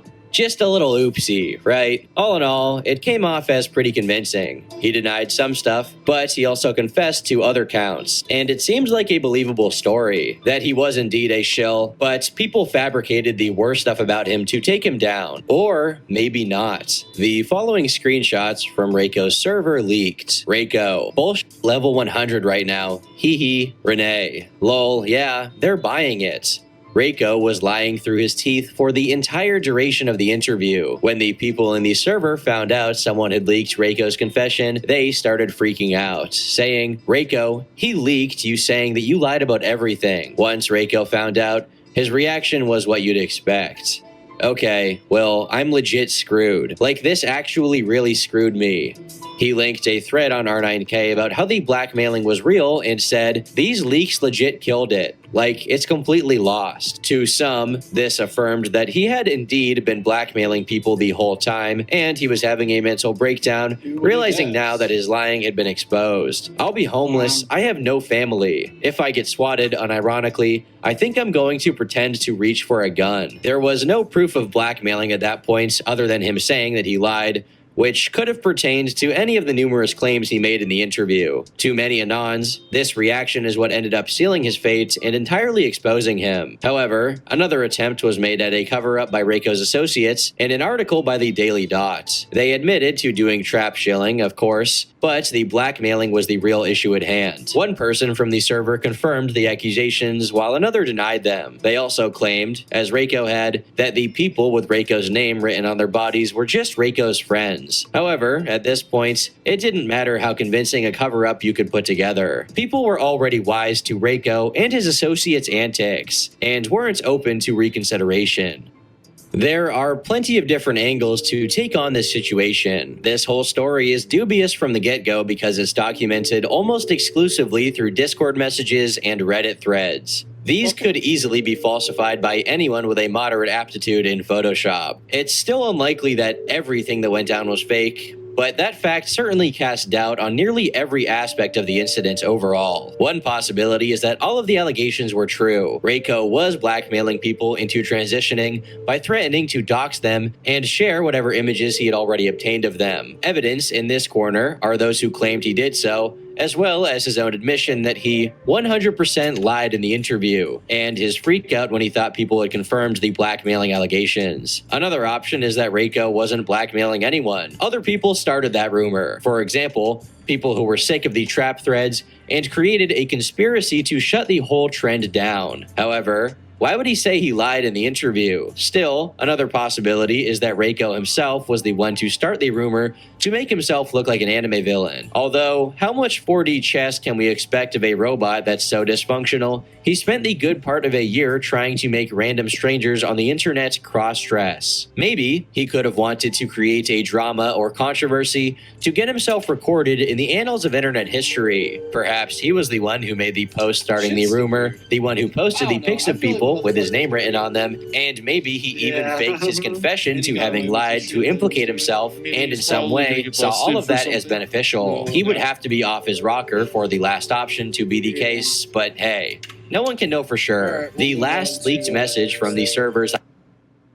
A child abuse cult tied to the CIA and got away with the crimes.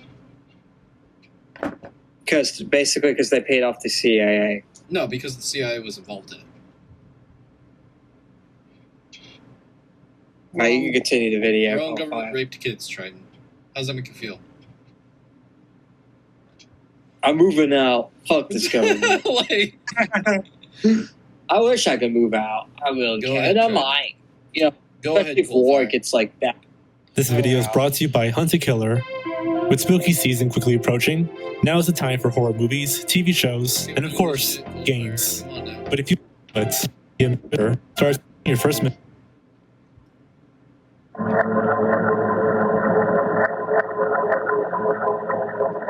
Yeah,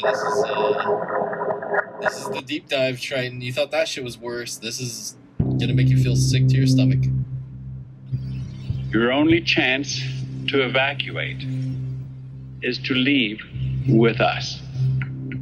Cults. They live among us. They walk beside us. They're hidden in plain sight. We like to think that cults operate on a level underneath us, but sometimes it's quite the opposite. In 2019, the FBI Records Twitter account released a 600-page document about their investigation into the Finders cult. The tweet gained a massive amount of attention from online users and conspiracy theorists.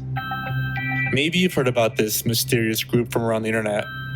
You may have even heard about some of the eerie practices this group was said to partake in. Curious myself, I decided to look into the documents, only to find that a lot of their wording was redacted or blacked out. And so it began. I became interested in learning more about this supposed satanic cult from the 80s. But through my research of newspaper articles, official investigation reports, and FBI documents, I honestly wasn't prepared for the mountains of information that waited for me. It really seemed like every other source had something new for me to read. So why isn't this talked about more? In this video, I will try to encompass my research in a straightforward timeline of events. This is the story of the Finders Cult.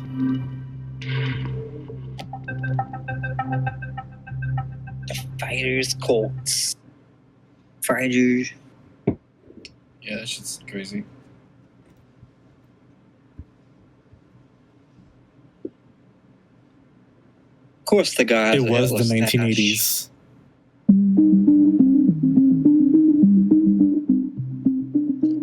Among the decade's trends of arcade games, horror movies, and big hair, a growing fear was sweeping the United States, known as the Satanic Panic. To describe this story as horrifying would be an understatement. The rise of heavy metal music with supposed hidden messages, Dungeons and Dragons, and new stories about satanic cults and rituals taking place fueled the growing hysteria.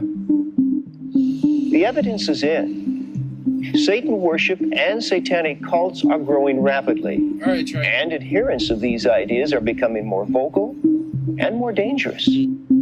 What's your opinion on the satanic panic shit before we go further? The satanic panic shit? What do you mean? So during the 80s or 90s, there was the time where all the like Christians in the U.S. was like, anything remotely connected to evil and Satan needs to be removed from the media and from. Oh yeah, I think that shit's dumb. Like as a fellow Christian, I think that shit's dumb. Like that. You're censoring some art, Christians still. They're censoring art. I know Christians IRL, like in my family, that still do that, and that's just fucking crazy, psychotic. Okay, we can continue. I just wanted your opinion on it. In the end, that's all this was, right? Just hysteria. On Wednesday, February 4th, 1987, an anonymous call was made to the Tallahassee Police Department. The call stated that two well-dressed men were seen watching over 6 dirty and unkept children, ages 2 to 7, at a playground in Myers Park, Tallahassee. According to an official report of investigation, the children were covered with insect bites and very dirty. Most of the children were not wearing underwear, and all the children had not been bathed in many days. Whereas the 2 men were found wearing suits and ties. Even more disturbing was their vehicle, a 1979 Dodge van. Inside the van were maps, books, letters, 20 floppy disks, a computer, and a mattress. The vehicle was also described as being foul-smelling, and it appeared as though all 8 of them had been living inside that van for quite some time. The 2 men explained to the police that they were the children's teachers, and that they were driving to a school for brilliant children in Mexico. Police asked the men where the children's mothers were, to which they said they were being weaned from their mothers. The men were arrested on multiple accounts of child abuse, and all 8 of them were taken into custody for further questioning.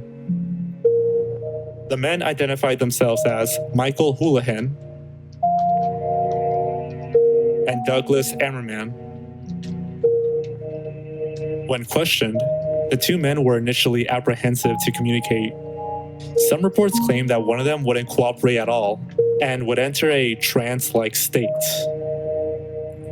Authorities turned their efforts to questioning the 6 children, and this is where things started to get unsettling. The children were identified as Mary Houlihan, Max Livingston, Benjamin Franklin, Honeybee Evans, BB, and John Paul Houlihan. Evidently, these were not the children's real names because they didn't have proper names. Yeah. According to the police, 5 of the 6 children were uncommunicative and didn't seem to recognize common items or modern technology, Probably such as because they've been typewriters, groomed the hot whole water, life. or electricity. Wow. The 6th and oldest child, Mary, showed signs of sexual abuse. Mary fortunately was able to communicate and give information to investigators. Here's some of what she said. Mary confirmed that the 2 men were indeed their teachers.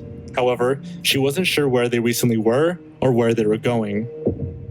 When asked what her last name was, she replied, "Which one?" She stated that they lived in Washington in a house with other children and adults. She and the other children mainly survived on a raw fruit and vegetable diet, but were visibly malnourished and only fed as a reward for good behavior. Wow. When asked what the 2 men taught them, she responded with, "How to play games." She said they would receive instructions from their leader, a man known as the game caller or game leader, later to be known as a man named Marion Petty. This shit gets really dark really fast, Trey. This shit's already getting dark as it is. Based on what Mary said, the Tallahassee police decided to contact the DC police in an attempt to identify the 6 children, only to learn that they were already aware of this group, who called themselves the Finders. According to a 1987 article from the Washington Post, one of the first newspapers to publicize this event, records from the U.S. District Court in Washington showed that an anonymous, confidential source told authorities that the Finders were a cult that conducted brainwashing techniques at a Northeast Washington warehouse and an apartment building near Glover Park. This source told of being recruited by the Finders with promises of financial reward and sexual gratification, and of being invited by one member to explore Satanism with them. According to the affidavit, the source told authorities that the children were used in rituals by the members, and though the source had never witnessed abuse of the children, the source said the children's grandparents feared for their safety. And so, on the following Thursday and Friday, Washington police raided these 2 areas that were given to them by this confidential police source. Furthermore, evidence found within the seized vehicle pointed to a 90-acre Virginia farm owned by a man named George Marion Petty. Virginia State Police were contacted to visit and search the area as well. At the warehouse in Washington, police found that the windows were boarded shut, and the building was padlocked with a heart-shaped lock. Inside were newspapers and mattresses scattered across various rooms, as if someone had lived there. On one wall were shelves with obscure books, and on the other was a huge map of the entire world. Most disturbingly, DC police uncovered large plastic bags filled with wallet-sized photographs. According to the U.S. Customs Service, some of these photos were of children, similar to school photos, naked children, children engaged in what appeared to be cult rituals involving the slaughtering of goats with 3 men wearing white robes, and one photo in particular that showed a child in chains. This shit's getting dark. At the apartment building near Glover Park, neighbors were questioned and confirmed that 2 of the photographed children lived in that building. They also explained that only women and children lived there, but that they would occasionally see men visiting the house. One woman said that the children were often so dirty that they were easy to notice. At the Virginia farm, neighbors reported that they often saw vans containing children that were brought to the farm. According to the Tampa Tribune, one of the neighbors, a woman named Wilma Richards, said, "They'd be hollering and crying all the time, like they wanted something or something was hurting them." Wilma also explained that when she first met Marion Petty, he introduced himself as a Boy Scout leader. Although her and her husband were suspicious of the dozen or so men and children seen at their farm, they never phoned the authorities. They should have. They should have called the authorities On Friday, straight up. February 6th, Yeah. Scott Hunt of the Tallahassee Police Department said, "It is our belief these kids were not kidnapped, but that their parents gave them away because one of the rites of passage into this satanic organization is that you have to give up your rights to your children, There's and that the no leaders way of you this actually organization think can that. do It's what they want obvious with that your they were children." Kidnapped. What the? It was around this time that a series of telephone death Of course, threats the were being CIA made is going towards to the cover 6 this shit children. up. Of course. The calls were described as brief and untraceable. This is strange because the children were transferred to a private foster home, and the police were careful to keep their location a secret. The Palm Beach Post reported that the authorities do not. Alright, so that already shows you a leak in the police. Someone in the police is a part of this cult, right? If Yeah. you move the kids, but didn't notify, and the only people that knows that they were moved were like the people involved in the case, right? And they're getting death threats, right? What does that tell you, Triton? That's getting covered the fuck up. No, that someone in the police is a part of this cult and leaking information. to Yeah. the cult. Yeah. Yeah. Someone that have an insider in the police, like in on the case, leaking it because they know all about the case. Yeah. Which makes it almost impossible for investigators to get further into actually unraveling what all happened. Yeah, they don't know who this leaker is because they don't know Exactly. much about this cult at all. Exactly. So we'll go ahead and keep going. Keep in mind, this happened in the Not know 60s. where the calls originated from or how they located the children. To tell you the truth, we didn't anticipate any death threats against 6 obviously very forlorn children who are in a very sad state. The fact that we have received death threats has put us on alert, and these children are going to be guarded around the clock.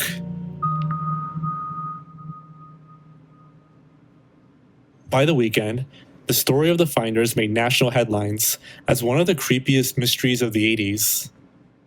Were the finders involved in satanic rituals with children? Were they instead part of a massive human trafficking ring? Where are the children's parents? And what games were the finders playing?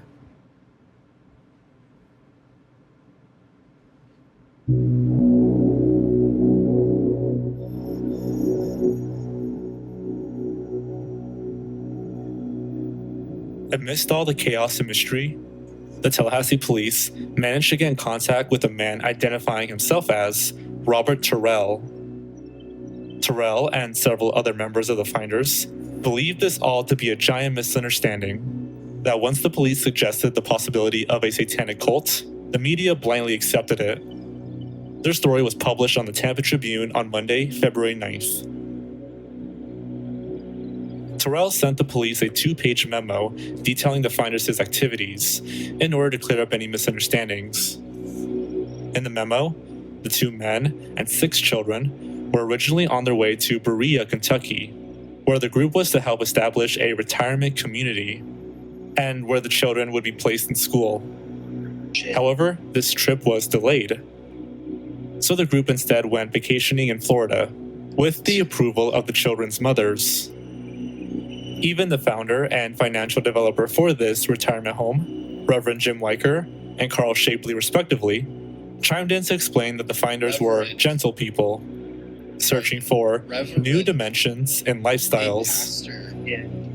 A pastor As for the involved in a photographs found of satanic naked cult, children and Triton. goats being slaughtered, A reverend Triton involved in a Why are satanic you saying it cult, like- sir, that was supporting bringing up a quote-unquote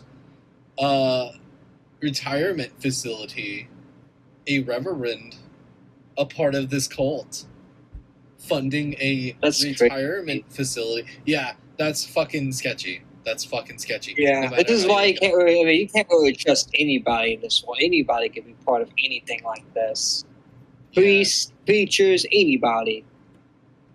But just wait because till they you- say wait they're a till you preacher, find out, bro. This shit gets really, really bad, really, really fast. it gets fucking worse, doesn't it? No, it gets. We're just touching the top of the iceberg, bro.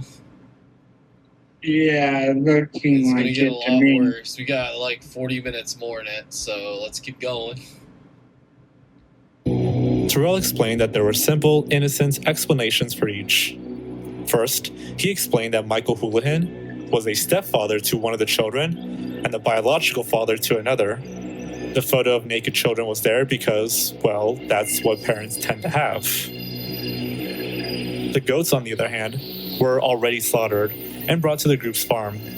The men wore white robes to simply protect their clothing and thought that the children should be taught the experience.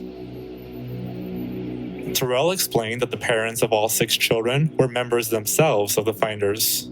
However, he also notes that many of the adult members of this group were hiding around the country, fearing arrest. There were several reports of sightings of members in Gainesville, Miami, and Tampa. Police also reported that the mothers of the 6 children were in San Francisco.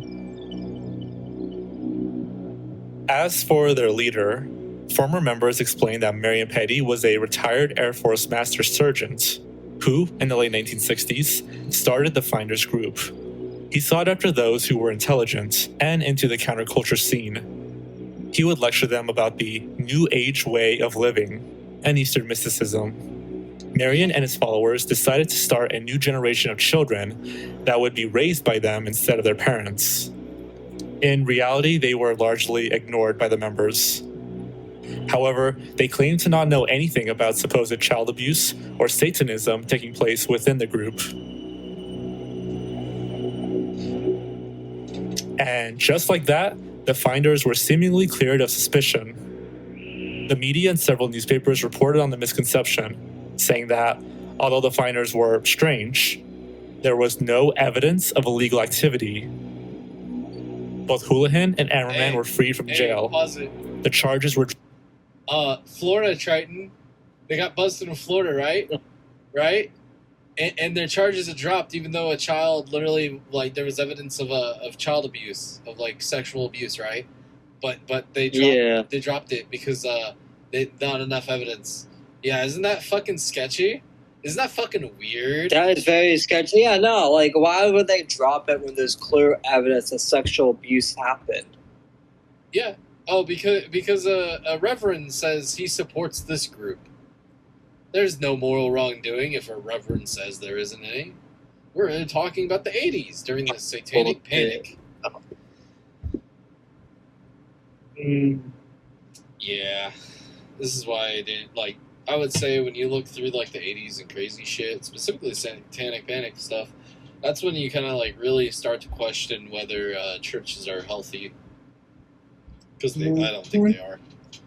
The fact that a judge would drop charges of sexual abuse because one dude, a part of this group, was a pastor, was like, we're not doing anything wrong, they're good old boys. Yeah, fuck that. Yeah. We'll go ahead and keep playing it. Dropped, The and the judge ain't case even was supposed to have a closed. bias because of that. The whole event vanished from headlines as quickly as they appeared, and the finders were attributed to nothing more than another instance of satanic panic hysteria.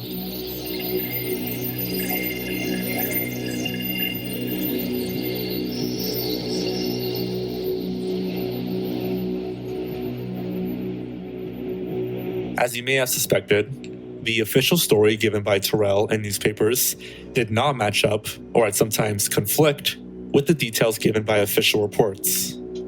For example, Terrell claimed that the men and children were en route to Kentucky, despite Houlihan and Ammerman themselves saying they were going to Mexico. Furthermore, several women from the Finders cult, who claimed to be the mothers of the children, stated that their kids were well taken care of. They attributed their unkempt and dirty appearance to them just being kids, despite the reports of malnutrition and sexual abuse. Let's take a closer look at some of these official documents to see what else was suspiciously left out or ignored. On April 13th, 1987, an official U.S. Customs report by Special Agent Ramon J. Martinez was filed. The report mostly follows the same story published by the media. An anonymous call is made about 2 well-dressed and 6 dirty and unkept children in Myers Park, Tallahassee. The 2 men are arrested, and the 6 children are brought in for questioning. Authorities are eventually led to several properties and buildings that are believed to be owned by the finders. At this point, the stories begin to diverge slightly. Agent Martinez comes into contact with Detective Jim Bradley, who had already been investigating the finders since 1985. The two inspected the apartment building first, where they found large amounts of clothing for toddlers, such as diapers, and toys. They also uncovered documents with detailed instructions on how to obtain children, including trading, kidnapping, purchasing, and the impregnation of finders members.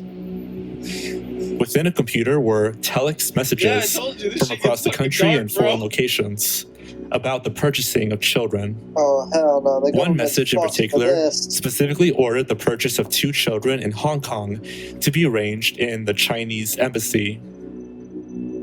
Other findings include an interest in bank secrecy situations, why would the government allow interest in this? high-tech transfers to the United Kingdom, numerous properties said to belong to the Government totally finders, did do nothing wrong, guys. an interest in terrorism and explosives, and how to avoid law enforcement. Alright, can we pause it real quick? Can we talk about the fact that they drove a tank on the Waco siege thing, but this cult, like, apparently can't be investigated properly at all? Yeah, they won't do a tank on this cult. They literally had paperwork that states the group was tied to terroristic fucking, like, attacks and shit. With explosive purchases and firearms, probably. So, like, and the purchasing and trading of children and kidnapping. Yeah. Why, like, if the ATF does their job right, how did these motherfuckers fly under the radar, but a fucking ranch out in fucking Waco, Texas didn't? Ooh, flippin' knows. Like, sure, this is like 20 years later, according to like cases, right? Like, in retrospect, like, this is way before Waco. But still, it's a little sketchy. Yeah. Definitely, it's not just a little. It's definitely very, very really sketchy. fucking sketchy. Yeah. 100% sketchy. So somewhere we're on probably the stuff. pause video, right? If you read some of this text, there were also a set of instructions which appeared to be broadcast via a computer network, which advised participants to move the children and keep them moving through different jurisdictions, and instructions on how to avoid police attention. Mm-hmm. If you're not doing anything sketchy, why the fuck would that even need to be there? Yeah. But yeah, we can continue.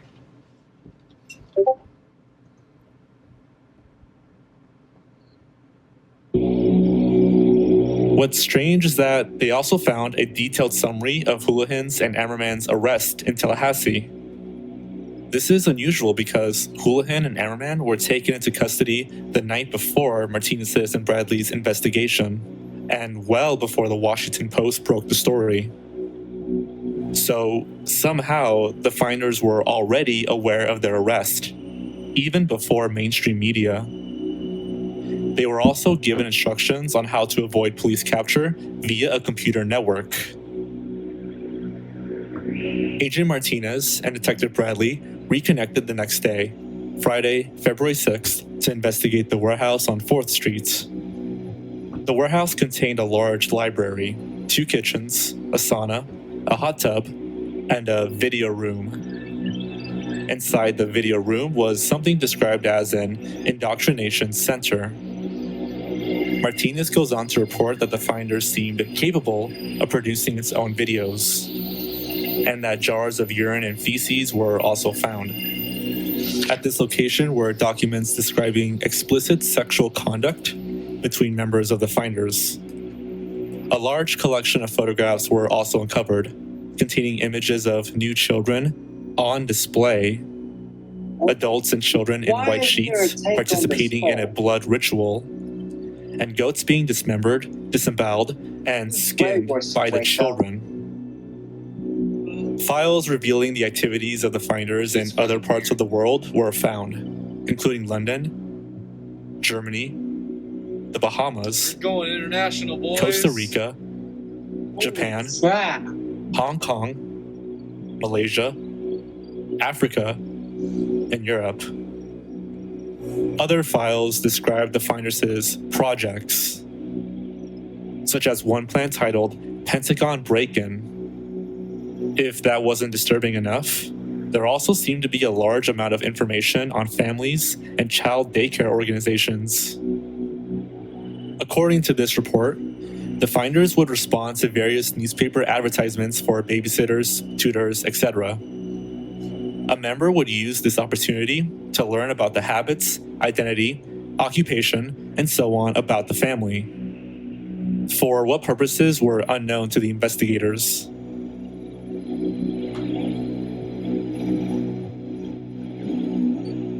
Agent Martinez concludes his report with the hope that all the information would be sorted, reviewed, and logged by the Washington, D.C.'s Metropolitan Police Department, or the MPD. If his findings were to be true, this would be a strong case against the finders for child abuse and international human trafficking. However, none of that would happen. On April 2nd, 1987, Agent Martinez was to meet with Detective Bradley to review their findings. However, Bradley was unavailable. A third party, who was willing to speak to Martinez on an off-the-record basis, this shit's fucking told him that the disgusting. investigation into the finders had become a pictures of children. CIA Why internal would the matter fuck would you log and was it? classified as secret. Fucking arrest them. Like they should be. They should have been FBI arrested right then and there. Yeah. I Yeah, mean, they goats being disemboweled and then dismembered is fucking weird. Especially making the kids do it. That's fucking weird. Yeah. Like, That is fucking. there's No, just the a kids lot should of have been weird fucking fucking away. shit. Shut up. Like jars of piss and shit too. Like it's just sketchy shit, bro. It's really sketchy. The individual further advised me of circumstances which indicated that the investigation and the activity of the finders had become a CIA internal matter. The MPD report has been classified secret and was not available for review. I was advised that the FBI had withdrawn from the investigation several weeks prior and that the FBI, Foreign Counterintelligence Division, had directed MPD not to advise to the FBI Washington field office of anything that had transpired. Literally the arrest, the kids being taken in, whenever they stopped one of these vans, it was scrubbed from the record, like it never happened. Wow. Trident. Yeah. Yeah. Yeah, it's like they fucking like just deleted all of it. Yeah. Because they probably had like they had their guy who's in, because they had an informant probably help cover everything up. Probably. Because they already had like inside information anyways. But here's the thing though. If you have someone on the inside and there's, evidence of them being busted for stuff, that evidence is supposed to be logged. It's not supposed to be deleted. It's not supposed to be scrubbed from the record. Yeah. Even if you have somebody on the inside. And I don't know why they wouldn't have get rid of the person in the inside and arrest them. Yeah, or at least fire them. Let's keep watching, Triton. Also withdrew from the investigation. And from that point forward, no further information will be available. No further action will be taken. What the fuck? That's the story according to the U.S. Customs report. However, in 2017, the Tallahassee police documents were acquired and uploaded online. And these documents would reveal much more information that was hidden from the public for 3 decades. First, an investigation into the finders' vehicle further reveals a few radios, boxes containing clothing, fruits, vegetables, a Chinese-English dictionary, a pack of Trojan condoms, a brown canvas bag containing photos of children, some nude, computer programming discs, a piece of paper titled The Ballad of Ballads, which made references to houses in Miami, Hawaii, San Diego, and China, and many, many other items. Just fucking weird. Second, there was an odd occurrence at Florida State University. According to this report, a student by the name of Robert Sorkine came across a small computer at a public phone booth on campus. During an interview, Robert explained that he was walking past the phone booth when he noticed the computer and took it home with him. During the weekend, he managed to start up the computer and attempted to figure out its owner. Robert discovered information concerning the Tallahassee Police Department and decided to turn the computer over to them. The TPD were able to determine that this computer was owned by somebody involved with the finders. Wow. Next, How would it get two of the into 6 children, Florida State, Mary and Max, would Unless- describe some of the games the finders would play. One involved taking. So the dude was at like Florida's university, found a computer that would belong to the police department with the finder's files on it and stuff like that, turned it into the police department, and no one found out who fucking stole the computer. Wow. Wow, that's fucking sketchy. Yeah. And there's a Yeah. lot of sketchy shit about this because it's like there's multiple rats in the police, a part of this. Yeah, what it sounds like. So go ahead and pause. And they're not doing anything about it. Go ahead and play it. Cold Fire. Taking off the men's clothes, putting them on, and then looking through the pockets. Max elaborated that they would only remove the men's jackets. Another game was taking a shirt with holes, running away with it, and then tearing it up. Both Mary and Max also noted that women would come downstairs with no clothes. During the interview, some of the other children urinated their pants, and one wanted to go outside to go to the bathroom. After a medical examination from the Tallahassee Department of Health and Rehabilitation Services, this report claimed that 2 children, Mary and Max, were confirmed cases of sexual abuse. Max lacked anal spectral control, consistent with sodomy, and Mary showed signs of penetration by fingers, but penile penetration wasn't completely ruled out. John Paul had bite marks on his arm, but doctors couldn't determine if they were from an adult or a child due to the marks being 5 days to 2 weeks old. As you can hopefully tell, these are very serious claims made by both detectives and medical experts. Yet, for whatever reason, these reports seem to be ignored.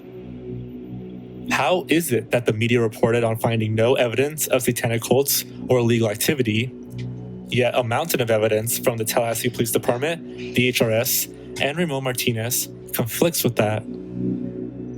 Why did the finders' men carry condoms with them? Why were they given a cover story to use if they were caught by the police? And Why did were there they- so and many how did they connections find to out who China? stole the computer? The Chinese English dictionary, the files specifying ordering children from Hong Kong, the fact that Mary learned how to count to 10 in Chinese. It would take several years for the Department of Justice to get involved, but eventually they did. Wait till you find out what else they all uncover.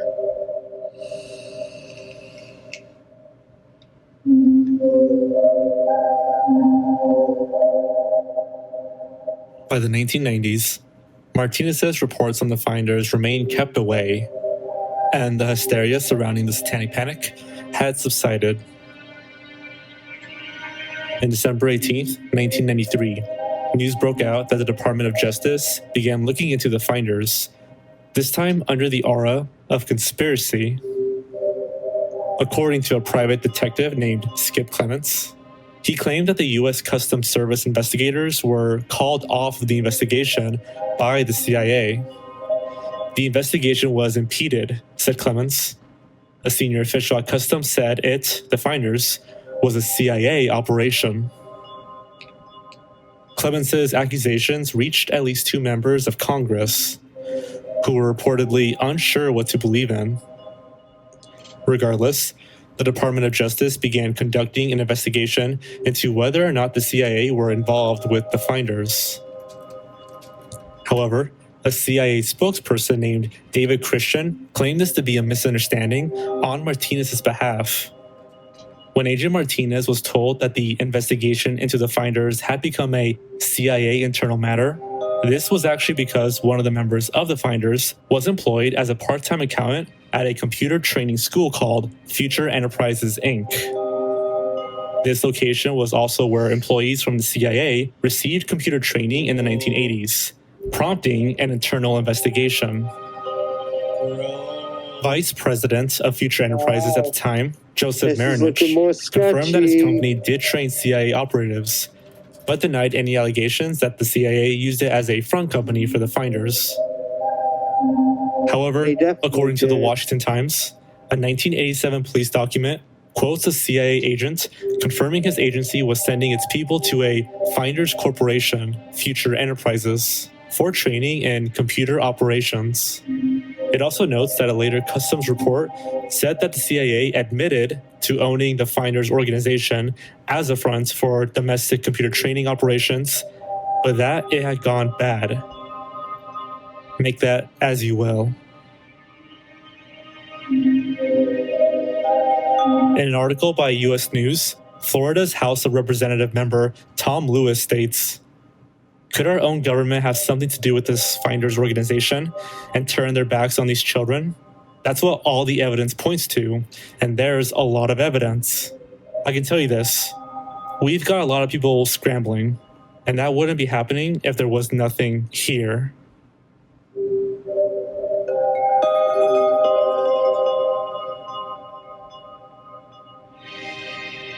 However, the Finders still uphold their innocence. In an interview between U.S. News and Marion Petty himself, Petty describes the Finders as a company that does freelance journalism, research, and competitor intelligence. He also denies any claims that they work for foreign companies. Petty claims that the reason why the CIA is interested in him and the Finders is because his late wife once worked for the CIA. His son also worked for a CIA proprietary firm, Air America. Although the Tallahassee police reports does mention something interesting. When word first broke out about the Finders, Lieutenant Lee Hart of the Virginia Police Department got in contact with somebody from the cult. This contact told Hart that Petty had alerted members to flee and hide. He further elaborated that Petty would have probably gone to the Andrews Air Force Base and take a military plane to China.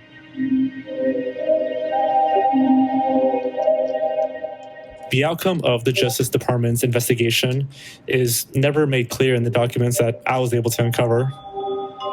However, I think it's pretty safe to say that the investigation was either concluded or secretly dropped with no actions being placed against the Finders or the CIA. Many of the sources I found claim that the Finders had fewer and fewer members as the years went on, with some stating that less than a dozen were remaining. The Finders were never heard from again after this investigation, and Marion Petty passed away in 2004.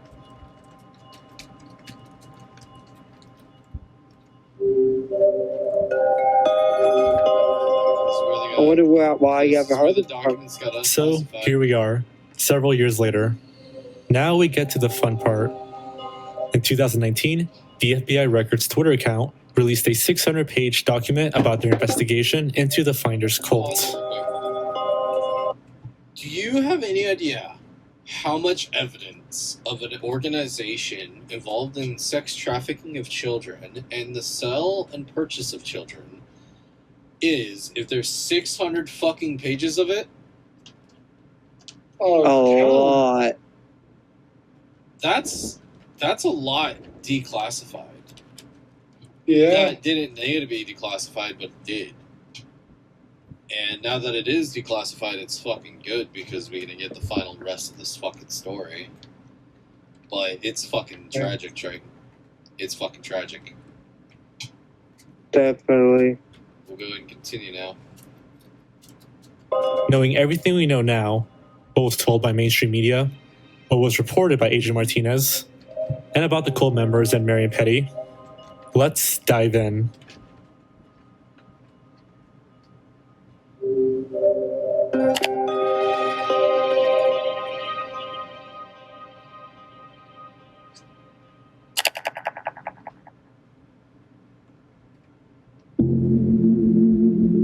Now, we won't be going through all 600 pages, as a large majority of it is still redacted, but I do want to point out some interesting bits of information in these documents regarding the finders. The Department of Justice, the DOJ, has requested the FBI conduct a preliminary inquiry into allegations made by, I'm assuming, Skip Clements, concerning child sexual abuse by a group known as the Finders, and what role, if any, was played by the United States intelligence community. On February 4th, 1987, Michael Houlihan and Douglas Ammerman were arrested by the Tallahassee Police Department, the TPD, on misdemeanor child abuse charges resulting from a complaint that 6 children playing in a park were unkept and neglected. Houlihan and Ammerman, the 2 subjects with the children, could not initially provide sufficient information as to their legal custody of the children and were uncooperative regarding their identity and the children's identity. As a result of information developed during these arrests, the TPD contacted the Metropolitan Police Department and provided information concerning, I think, the CIA and their association with a group known as the Finders, based in Washington, D.C.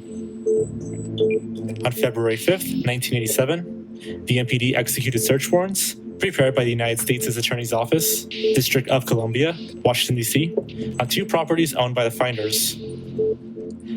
Special Agent Ramon Martinez participated in these searches. Department of Justice's review of the United States' Customs Service documents indicates that during the execution of the search warrants by the MPD at the 2 Finders properties, the warehouse and the apartment, United States Customs Service Secret Agent Martinez claims to have observed a substantial amount of computer equipment and documents purportedly containing instructions for obtaining children for unspecified purposes. The instructions allegedly included the impregnation of female members of the community, purchasing children, trading children, and kidnapping them. Martinez claims, and a whole bunch of redacted.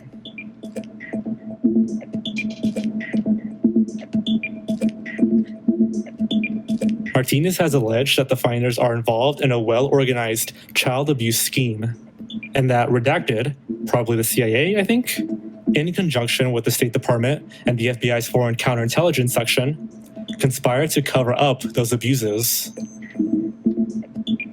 Quick edit, this is definitely the CIA because a later FBI document has the same text, but without the CIA being redacted, so yeah.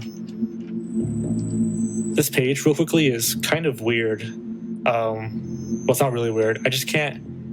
I have difficulty reading this section handled in pen, something of CIA employees. I had a tough time reading this, but at the very bottom of this letter said, Finders, definitely not a CIA front. So if anybody wants to download this and try to interpret it, that'd be great. This part right here is interesting. Redacted, I assume this is Jim Bradley, also advised that he had been told that the documentation had been located in the WMPD files to indicate that Sergeant John Steicher, deceased, who had been a sergeant during the Finder search, had been contacted by a redacted who told them to step away from the Finder's case, allegedly redacted. So someone told them to step away from the case for some reason. Additional search warrant executed on farm in rural Virginia with support by Virginia State Police. No federal involvement. Evidence of satanic/cult ritual discovered. Based on observed documents, customs agent unsuccessfully attempts to gain access to evidence for detailed analysis for use in investigating possible exports, Neutrality Act, Mann Act, and child pornography violations. So this agent tried to gain access to the evidence, but was unsuccessful for some reason. And then a big redacted. Blank contacts MPD intelligence and advised that all reports regarding finders are to be classified at the secret level.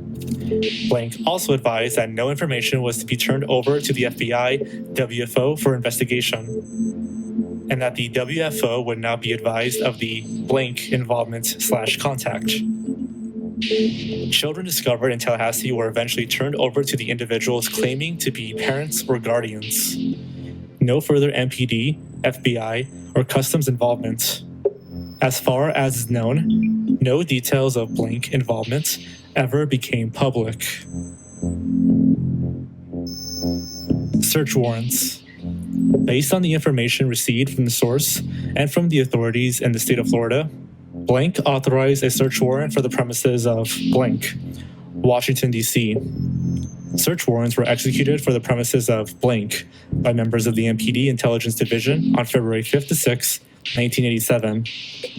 Although no children were found, large amounts of documents dealing with child rearing and shaping were recovered, along with manuals for master plans and dirty tricks for enemies of the finders group. All this information was turned over to the Florida authorities for evaluation. And then the medical reports are redacted, and the psychological reports are redacted.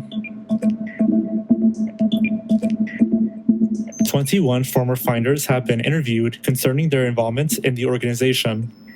They stated that the organization began as an alternative lifestyle in the 1960s, and many of them became disenchanted with the quasi-military order under the direct supervision of blank. Many of the former members stated that they feared retribution from the finders organization. In the case of blank, she needed police intervention to stop the harassment of the finders. In the blank case, redacted, was burned down and remains an open arson. In the blank case, members of the finders attempted to infiltrate blank in the United States. In general, all members of the finders who had left the group felt that harm would come to them if they spoke out against blank, I'm assuming Marion Petty, or his organization. Detective Blank interviewed all the family members who were willing to talk. Specifically, they all stated that blank had brainwashed their children and prevented any contact with either their children or grandchildren. Members of the finders, according to family members, would stop any contact by sending letters describing explicit sexual acts involving current members, including photographs and drawings. In the blank case, members of the finders attempted to take over the blank family residence and force blank out of her home. I might know who this is, but we'll get to that later. Special Agent Blank of the Virginia State Police stated that his organization executed search warrants at the Finders Farm in Madison County, Virginia. Blank stated that this group appeared to be a survivalist organization with attempts to take over the city government in Culpeper, Virginia. During Virginia State's investigation, information was revealed that bodies were buried on the farm at the Nethers, but excavation revealed nothing. However, cages were discovered on the premises that witnesses revealed were used to keep children during their visits to the farm.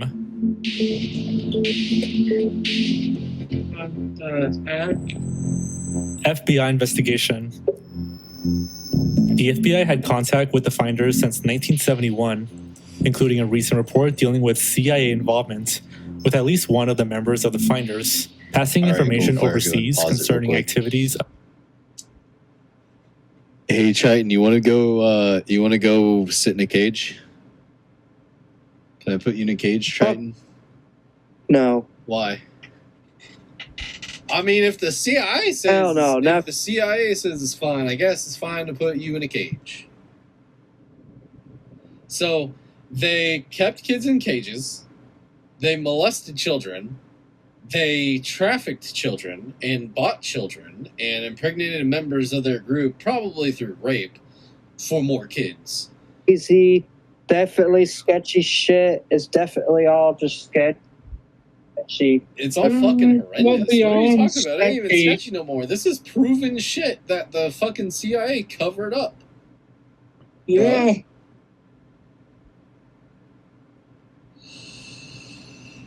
It's court situations like these with their government that make me not really care about the Epstein stuff as much. Like, the Epstein stuff is fucked up, don't get me wrong. But no doubt, like, for all we know, the CIA knew about the Epstein shit the whole time. It was probably involved with this Finders shit. Right? Triton.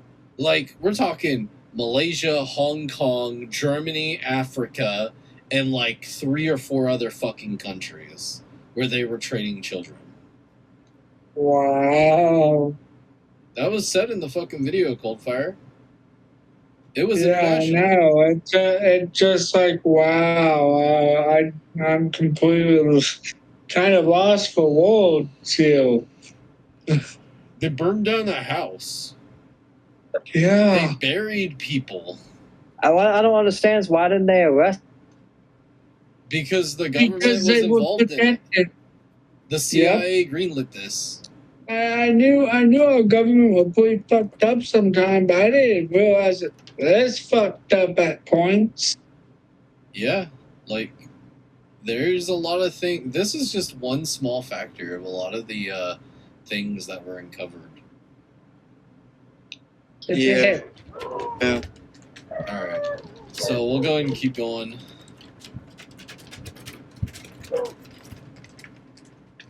Of the Central Intelligence Agency. When it became apparent that no federal laws were violated, the FBI vacated the investigation. Yeah, what the fuck is that? No federal no laws. federal laws were violated. It There is was a the lot writer's of belief evidence. that the Finders organization is... There's a lot of evidence proving that up. There's some favorite internet word on here. Can y'all see it?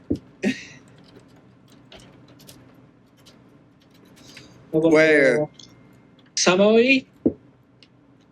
You don't see it, Triton?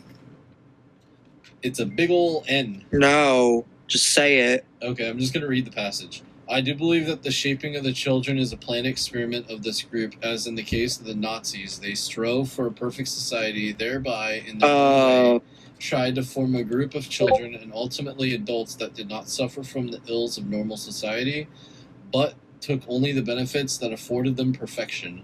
Lastly, I do not feel that the Finders have disbanded, as reported by their leaders, but instead, as reported in their master plan, have appeared to disband to prevent further detection by law enforcement or social service officials. I firmly believe that this group should be monitored in general sense, and if further developments occur, they should be notified. It is, so that's like the third paragraph or so. I'm going to just read the rest of it. It is... The writers believe that the Finders organization is and has been utilized by the Central Intelligence Agency as a disinformation service spreading non-essential, non-critical information to various organizations throughout the United States and overseas. This group, to the most part, is made up of overeducated non-achievers who lack the inborn initiative to succeed on their own. Therefore, they fell in love with a charismatic leader who gave them direction and self-importance. To the most part of this organization individually is harmless. However, when directed and monitored by a controlling factor, they are capable of destructive and illegal activities. As in any cult structure, the main drive is for the group, and the individual values and ideologies lost. Therefore, when a member is asked to perform a task that heretofore may have been objectable, he or she performs this mission for the good of the group. As to the abuse of the children, I do not think that child abuse was a planned tactic of this group. But as in any cross-section of society, sick and demented subjects belong to a cult as well, and I do believe that the shaping of the children, and that's where it goes into the perfect society based around perfecting children, more or less. Yeah, we can go and continue it, skip a little bit of this, because he's probably going to read through everything I just read through. Alright, so skip a little bit. If it will load properly. Yeah. Just play it. Spreading non-essential, non-critical information to various organizations throughout the United States and overseas. This group, to the most part, is made up of overeducated non-achievers who lacked the inborn initiative to succeed on their own. Therefore, they fell in with a charismatic leader who gave them directions and self-importance. To the most part, this organization individually is harmless.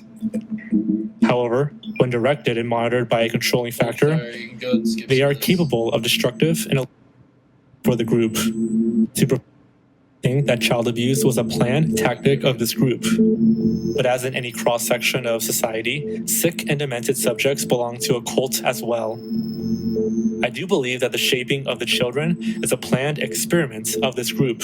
As in the case of the Nazis, they strove for a perfect society, thereby in their own way tried to form a group of children and ultimately adults that did not suffer from the ills of normal society, but took only the benefits that afforded them perfection. Lastly, I do not feel that the finders have disbanded, as reported by their leaders. They instead, as reported in their master plan, have appeared to disband to prevent further detection by law enforcement or social service officials. I firmly believe that this group should be monitored in a general sense, and if further developments occurred, they should be noted. The second of these FBI files contains newspaper articles and a redacted version of the Tallahassee police reports, so we'll be skipping over that. The Ballad of Ballads can also be found. It's an interesting read, but we'll also skip it. Remember earlier when it was mentioned that ex-members feared for their safety? Here's a small tidbit about it. Redacted, Petty I believe, operates out of a multi-apartment residence located at blank and uses telephone numbers blank. He has used a number of bank accounts to hide the funds obtained from the group members. Petty also utilized a warehouse located at blank. This location is a front for the organization and operates as a few distribution points for the needy. Blank is currently blank. However, Petty will not tolerate anyone leaving the cult. Blank feels his experience to date with respect to the harassing letters and threats have all been related to his attempt to leave the cult. Petty also uses group members as enforcers to apply physical pressure as well as psychological pressure. He identified these individuals as blank. Blank is reputed to be blank. Both individuals are violence prone. Blank said Petty's harassment campaign utilizes letters to apply psychological pressure, and these are followed up by personal visits from blank. Blank believes both of these individuals also perpetuate the arsons ordered by blank. Probably Petty. Blank related an incident occurring in January 1983, which involved cult member Barbara Sylvester Matija, who attempted to leave the cult. She was physically restrained in blank residence.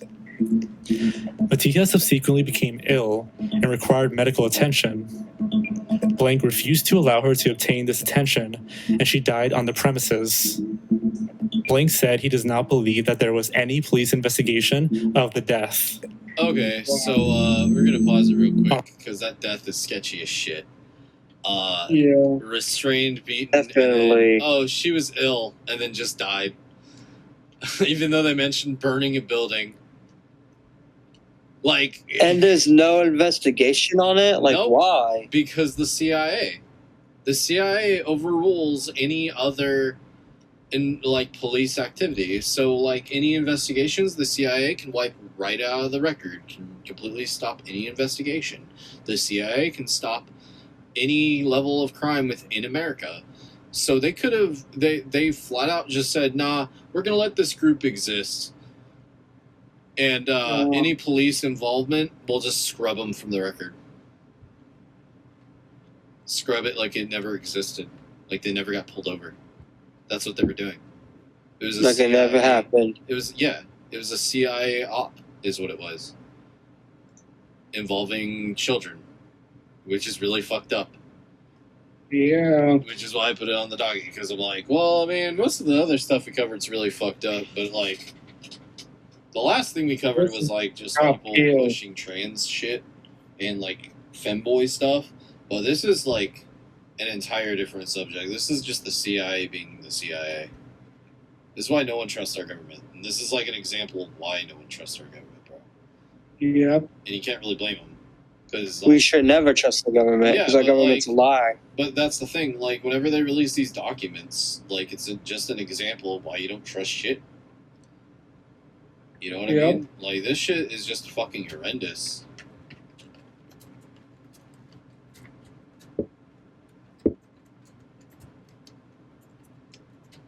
Bye-bye. We can go ahead and continue. On October 22nd, 1991, the undersigned received a telephone notification from Officer Blank. Officer Blank advised that he and two footmen have observed activity which they believe is suspicious in nature.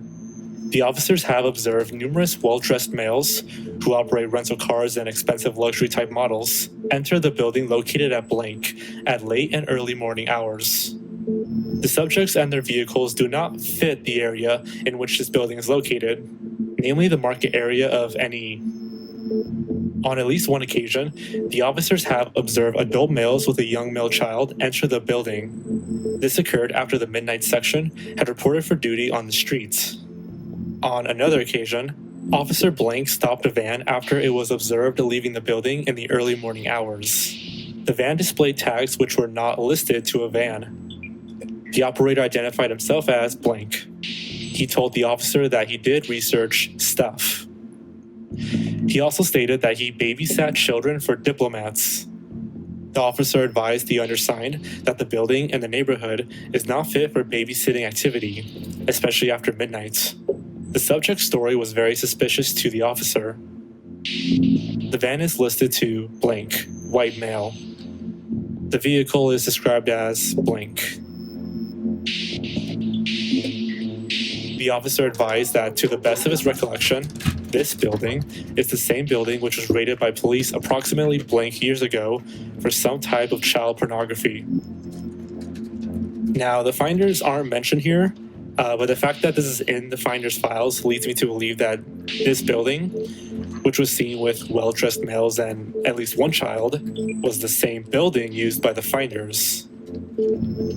Okay, so this portion of the video was way longer than I expected, so we're just going to go over one last page before I close things off.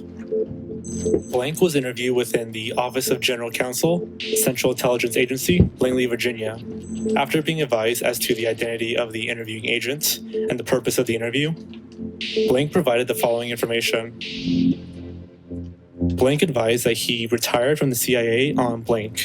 He indicated that in February 1987, he was Blank, Special Activities Division, Office of Security. Blank stated that his date of birth was blank and his social security account number blank, and that he's a white male. Blank related that the Special Activities section within the Office of Security was responsible for counterintelligence work to include internal investigations of CIA employees, media leak investigations, and investigations dealing with the impersonation of CIA employees. Blank indicated that his office had a regular interface with the Federal Bureau of Investigation, the United States Department of State, and the Defense Intelligence Agency. Blank was shown photocopies of his February 18, 1987 memorandum and a February 19, 1987 Washington Metropolitan Police Department Report of Investigation, both documents concerning the Finders Group. Blank was then asked to relate his recollection of the circumstances regarding his memo and the Finders Group. Blank related that his first involvement with the Finders Group most probably began in 1987 as a result of the media's coverage of the Finders investigation. Blank advised that the media at the time was indicating that the Finders had some connection to the CIA. Blank related further that he had looked into the matter and recalled that there were only two connections between the CIA and the Finders Group. Blank stated that the first connection was that, and then the next 3 pages are redacted. So yeah, all that's gone. Why do they redact it? There's clearly something that they're hiding. Yeah, That's why they're redacted. If nothing else, I hope this video helps people understand the Finders, as it feels largely ignored. Although there definitely was a lot of paranoia about satanic cults during the 80s, and admittedly, people do tend to fear the worst, I think the mystery of the Finders is more complicated than that. In order to believe the official story, one would have to discount a large amount of other evidence and official documentation. Did Martinez imagine or lie about his findings? That the medical experts incorrectly reported that 2 of the Finders' kids showed signs of sexual abuse. One guy is him wearing a mask. If you want a much more in-depth look into the Finders, I recommend The Conscious Resistance. He's done a lot of research into the Finders, even before the FBI released the documents. Video profile. Yeah. Yeah, this is fucking. Yeah, Triton, I told you. This is why you can't trust the government. I wouldn't trust the CIA to take care of my kids. That's for fuck sure. Oh, heck no. Like, it's just fucking crazy, dude. We do still have one more video to cover, but it's your call, Triton, on whether we do or not. Nah, we'll have to, because we're over like the 2-hour mark. Yeah, we're 30 minutes over. Yeah. The 2 hour, so, we can cover it on our next show. I think I can fit it into the next docket. But what do you think, Triton? I think this was a good show. This shows the topics we covered were really good. This one is just fucking a lot of dark shit. Not gonna lie, a lot of dark stuff we got into, and it just shows we can't really trust our government. Like it really. Just fucking I don't even like living in this country anymore because we can't even trust the government because this government's like, oh, we're good. I told you, Triton, like this shit, like on the Waco siege we were shitting on the government a good bit, and 100%, the Waco dude's fucking crazy. I mean, I still support Randy on Ruby Ridge and shit, but I support Randy on Ruby Ridge. Like cult activity. I wonder if they're still around. What do you think? I wouldn't be shocked. Because the only reason they probably are, like they said, like that says in the documents, right? They are that quote unquote disabandoning, so law enforcement don't detect them, quote unquote. Meaning they're only saying the disabandoning, but they haven't really disabandoned. They're probably still around. Probably. Different episodes and everything. I just want to see them get caught and busted, and then on national news. I want the CIA to be like, all right. That probably will never happen because the CIA probably still covers for them. That's why we haven't heard shit from them in years. Yeah, I'm gonna tell you now. I'm not gonna trust any random fans I see. Nope. Anyways, we can end this show. Thanks for watching. If you liked it.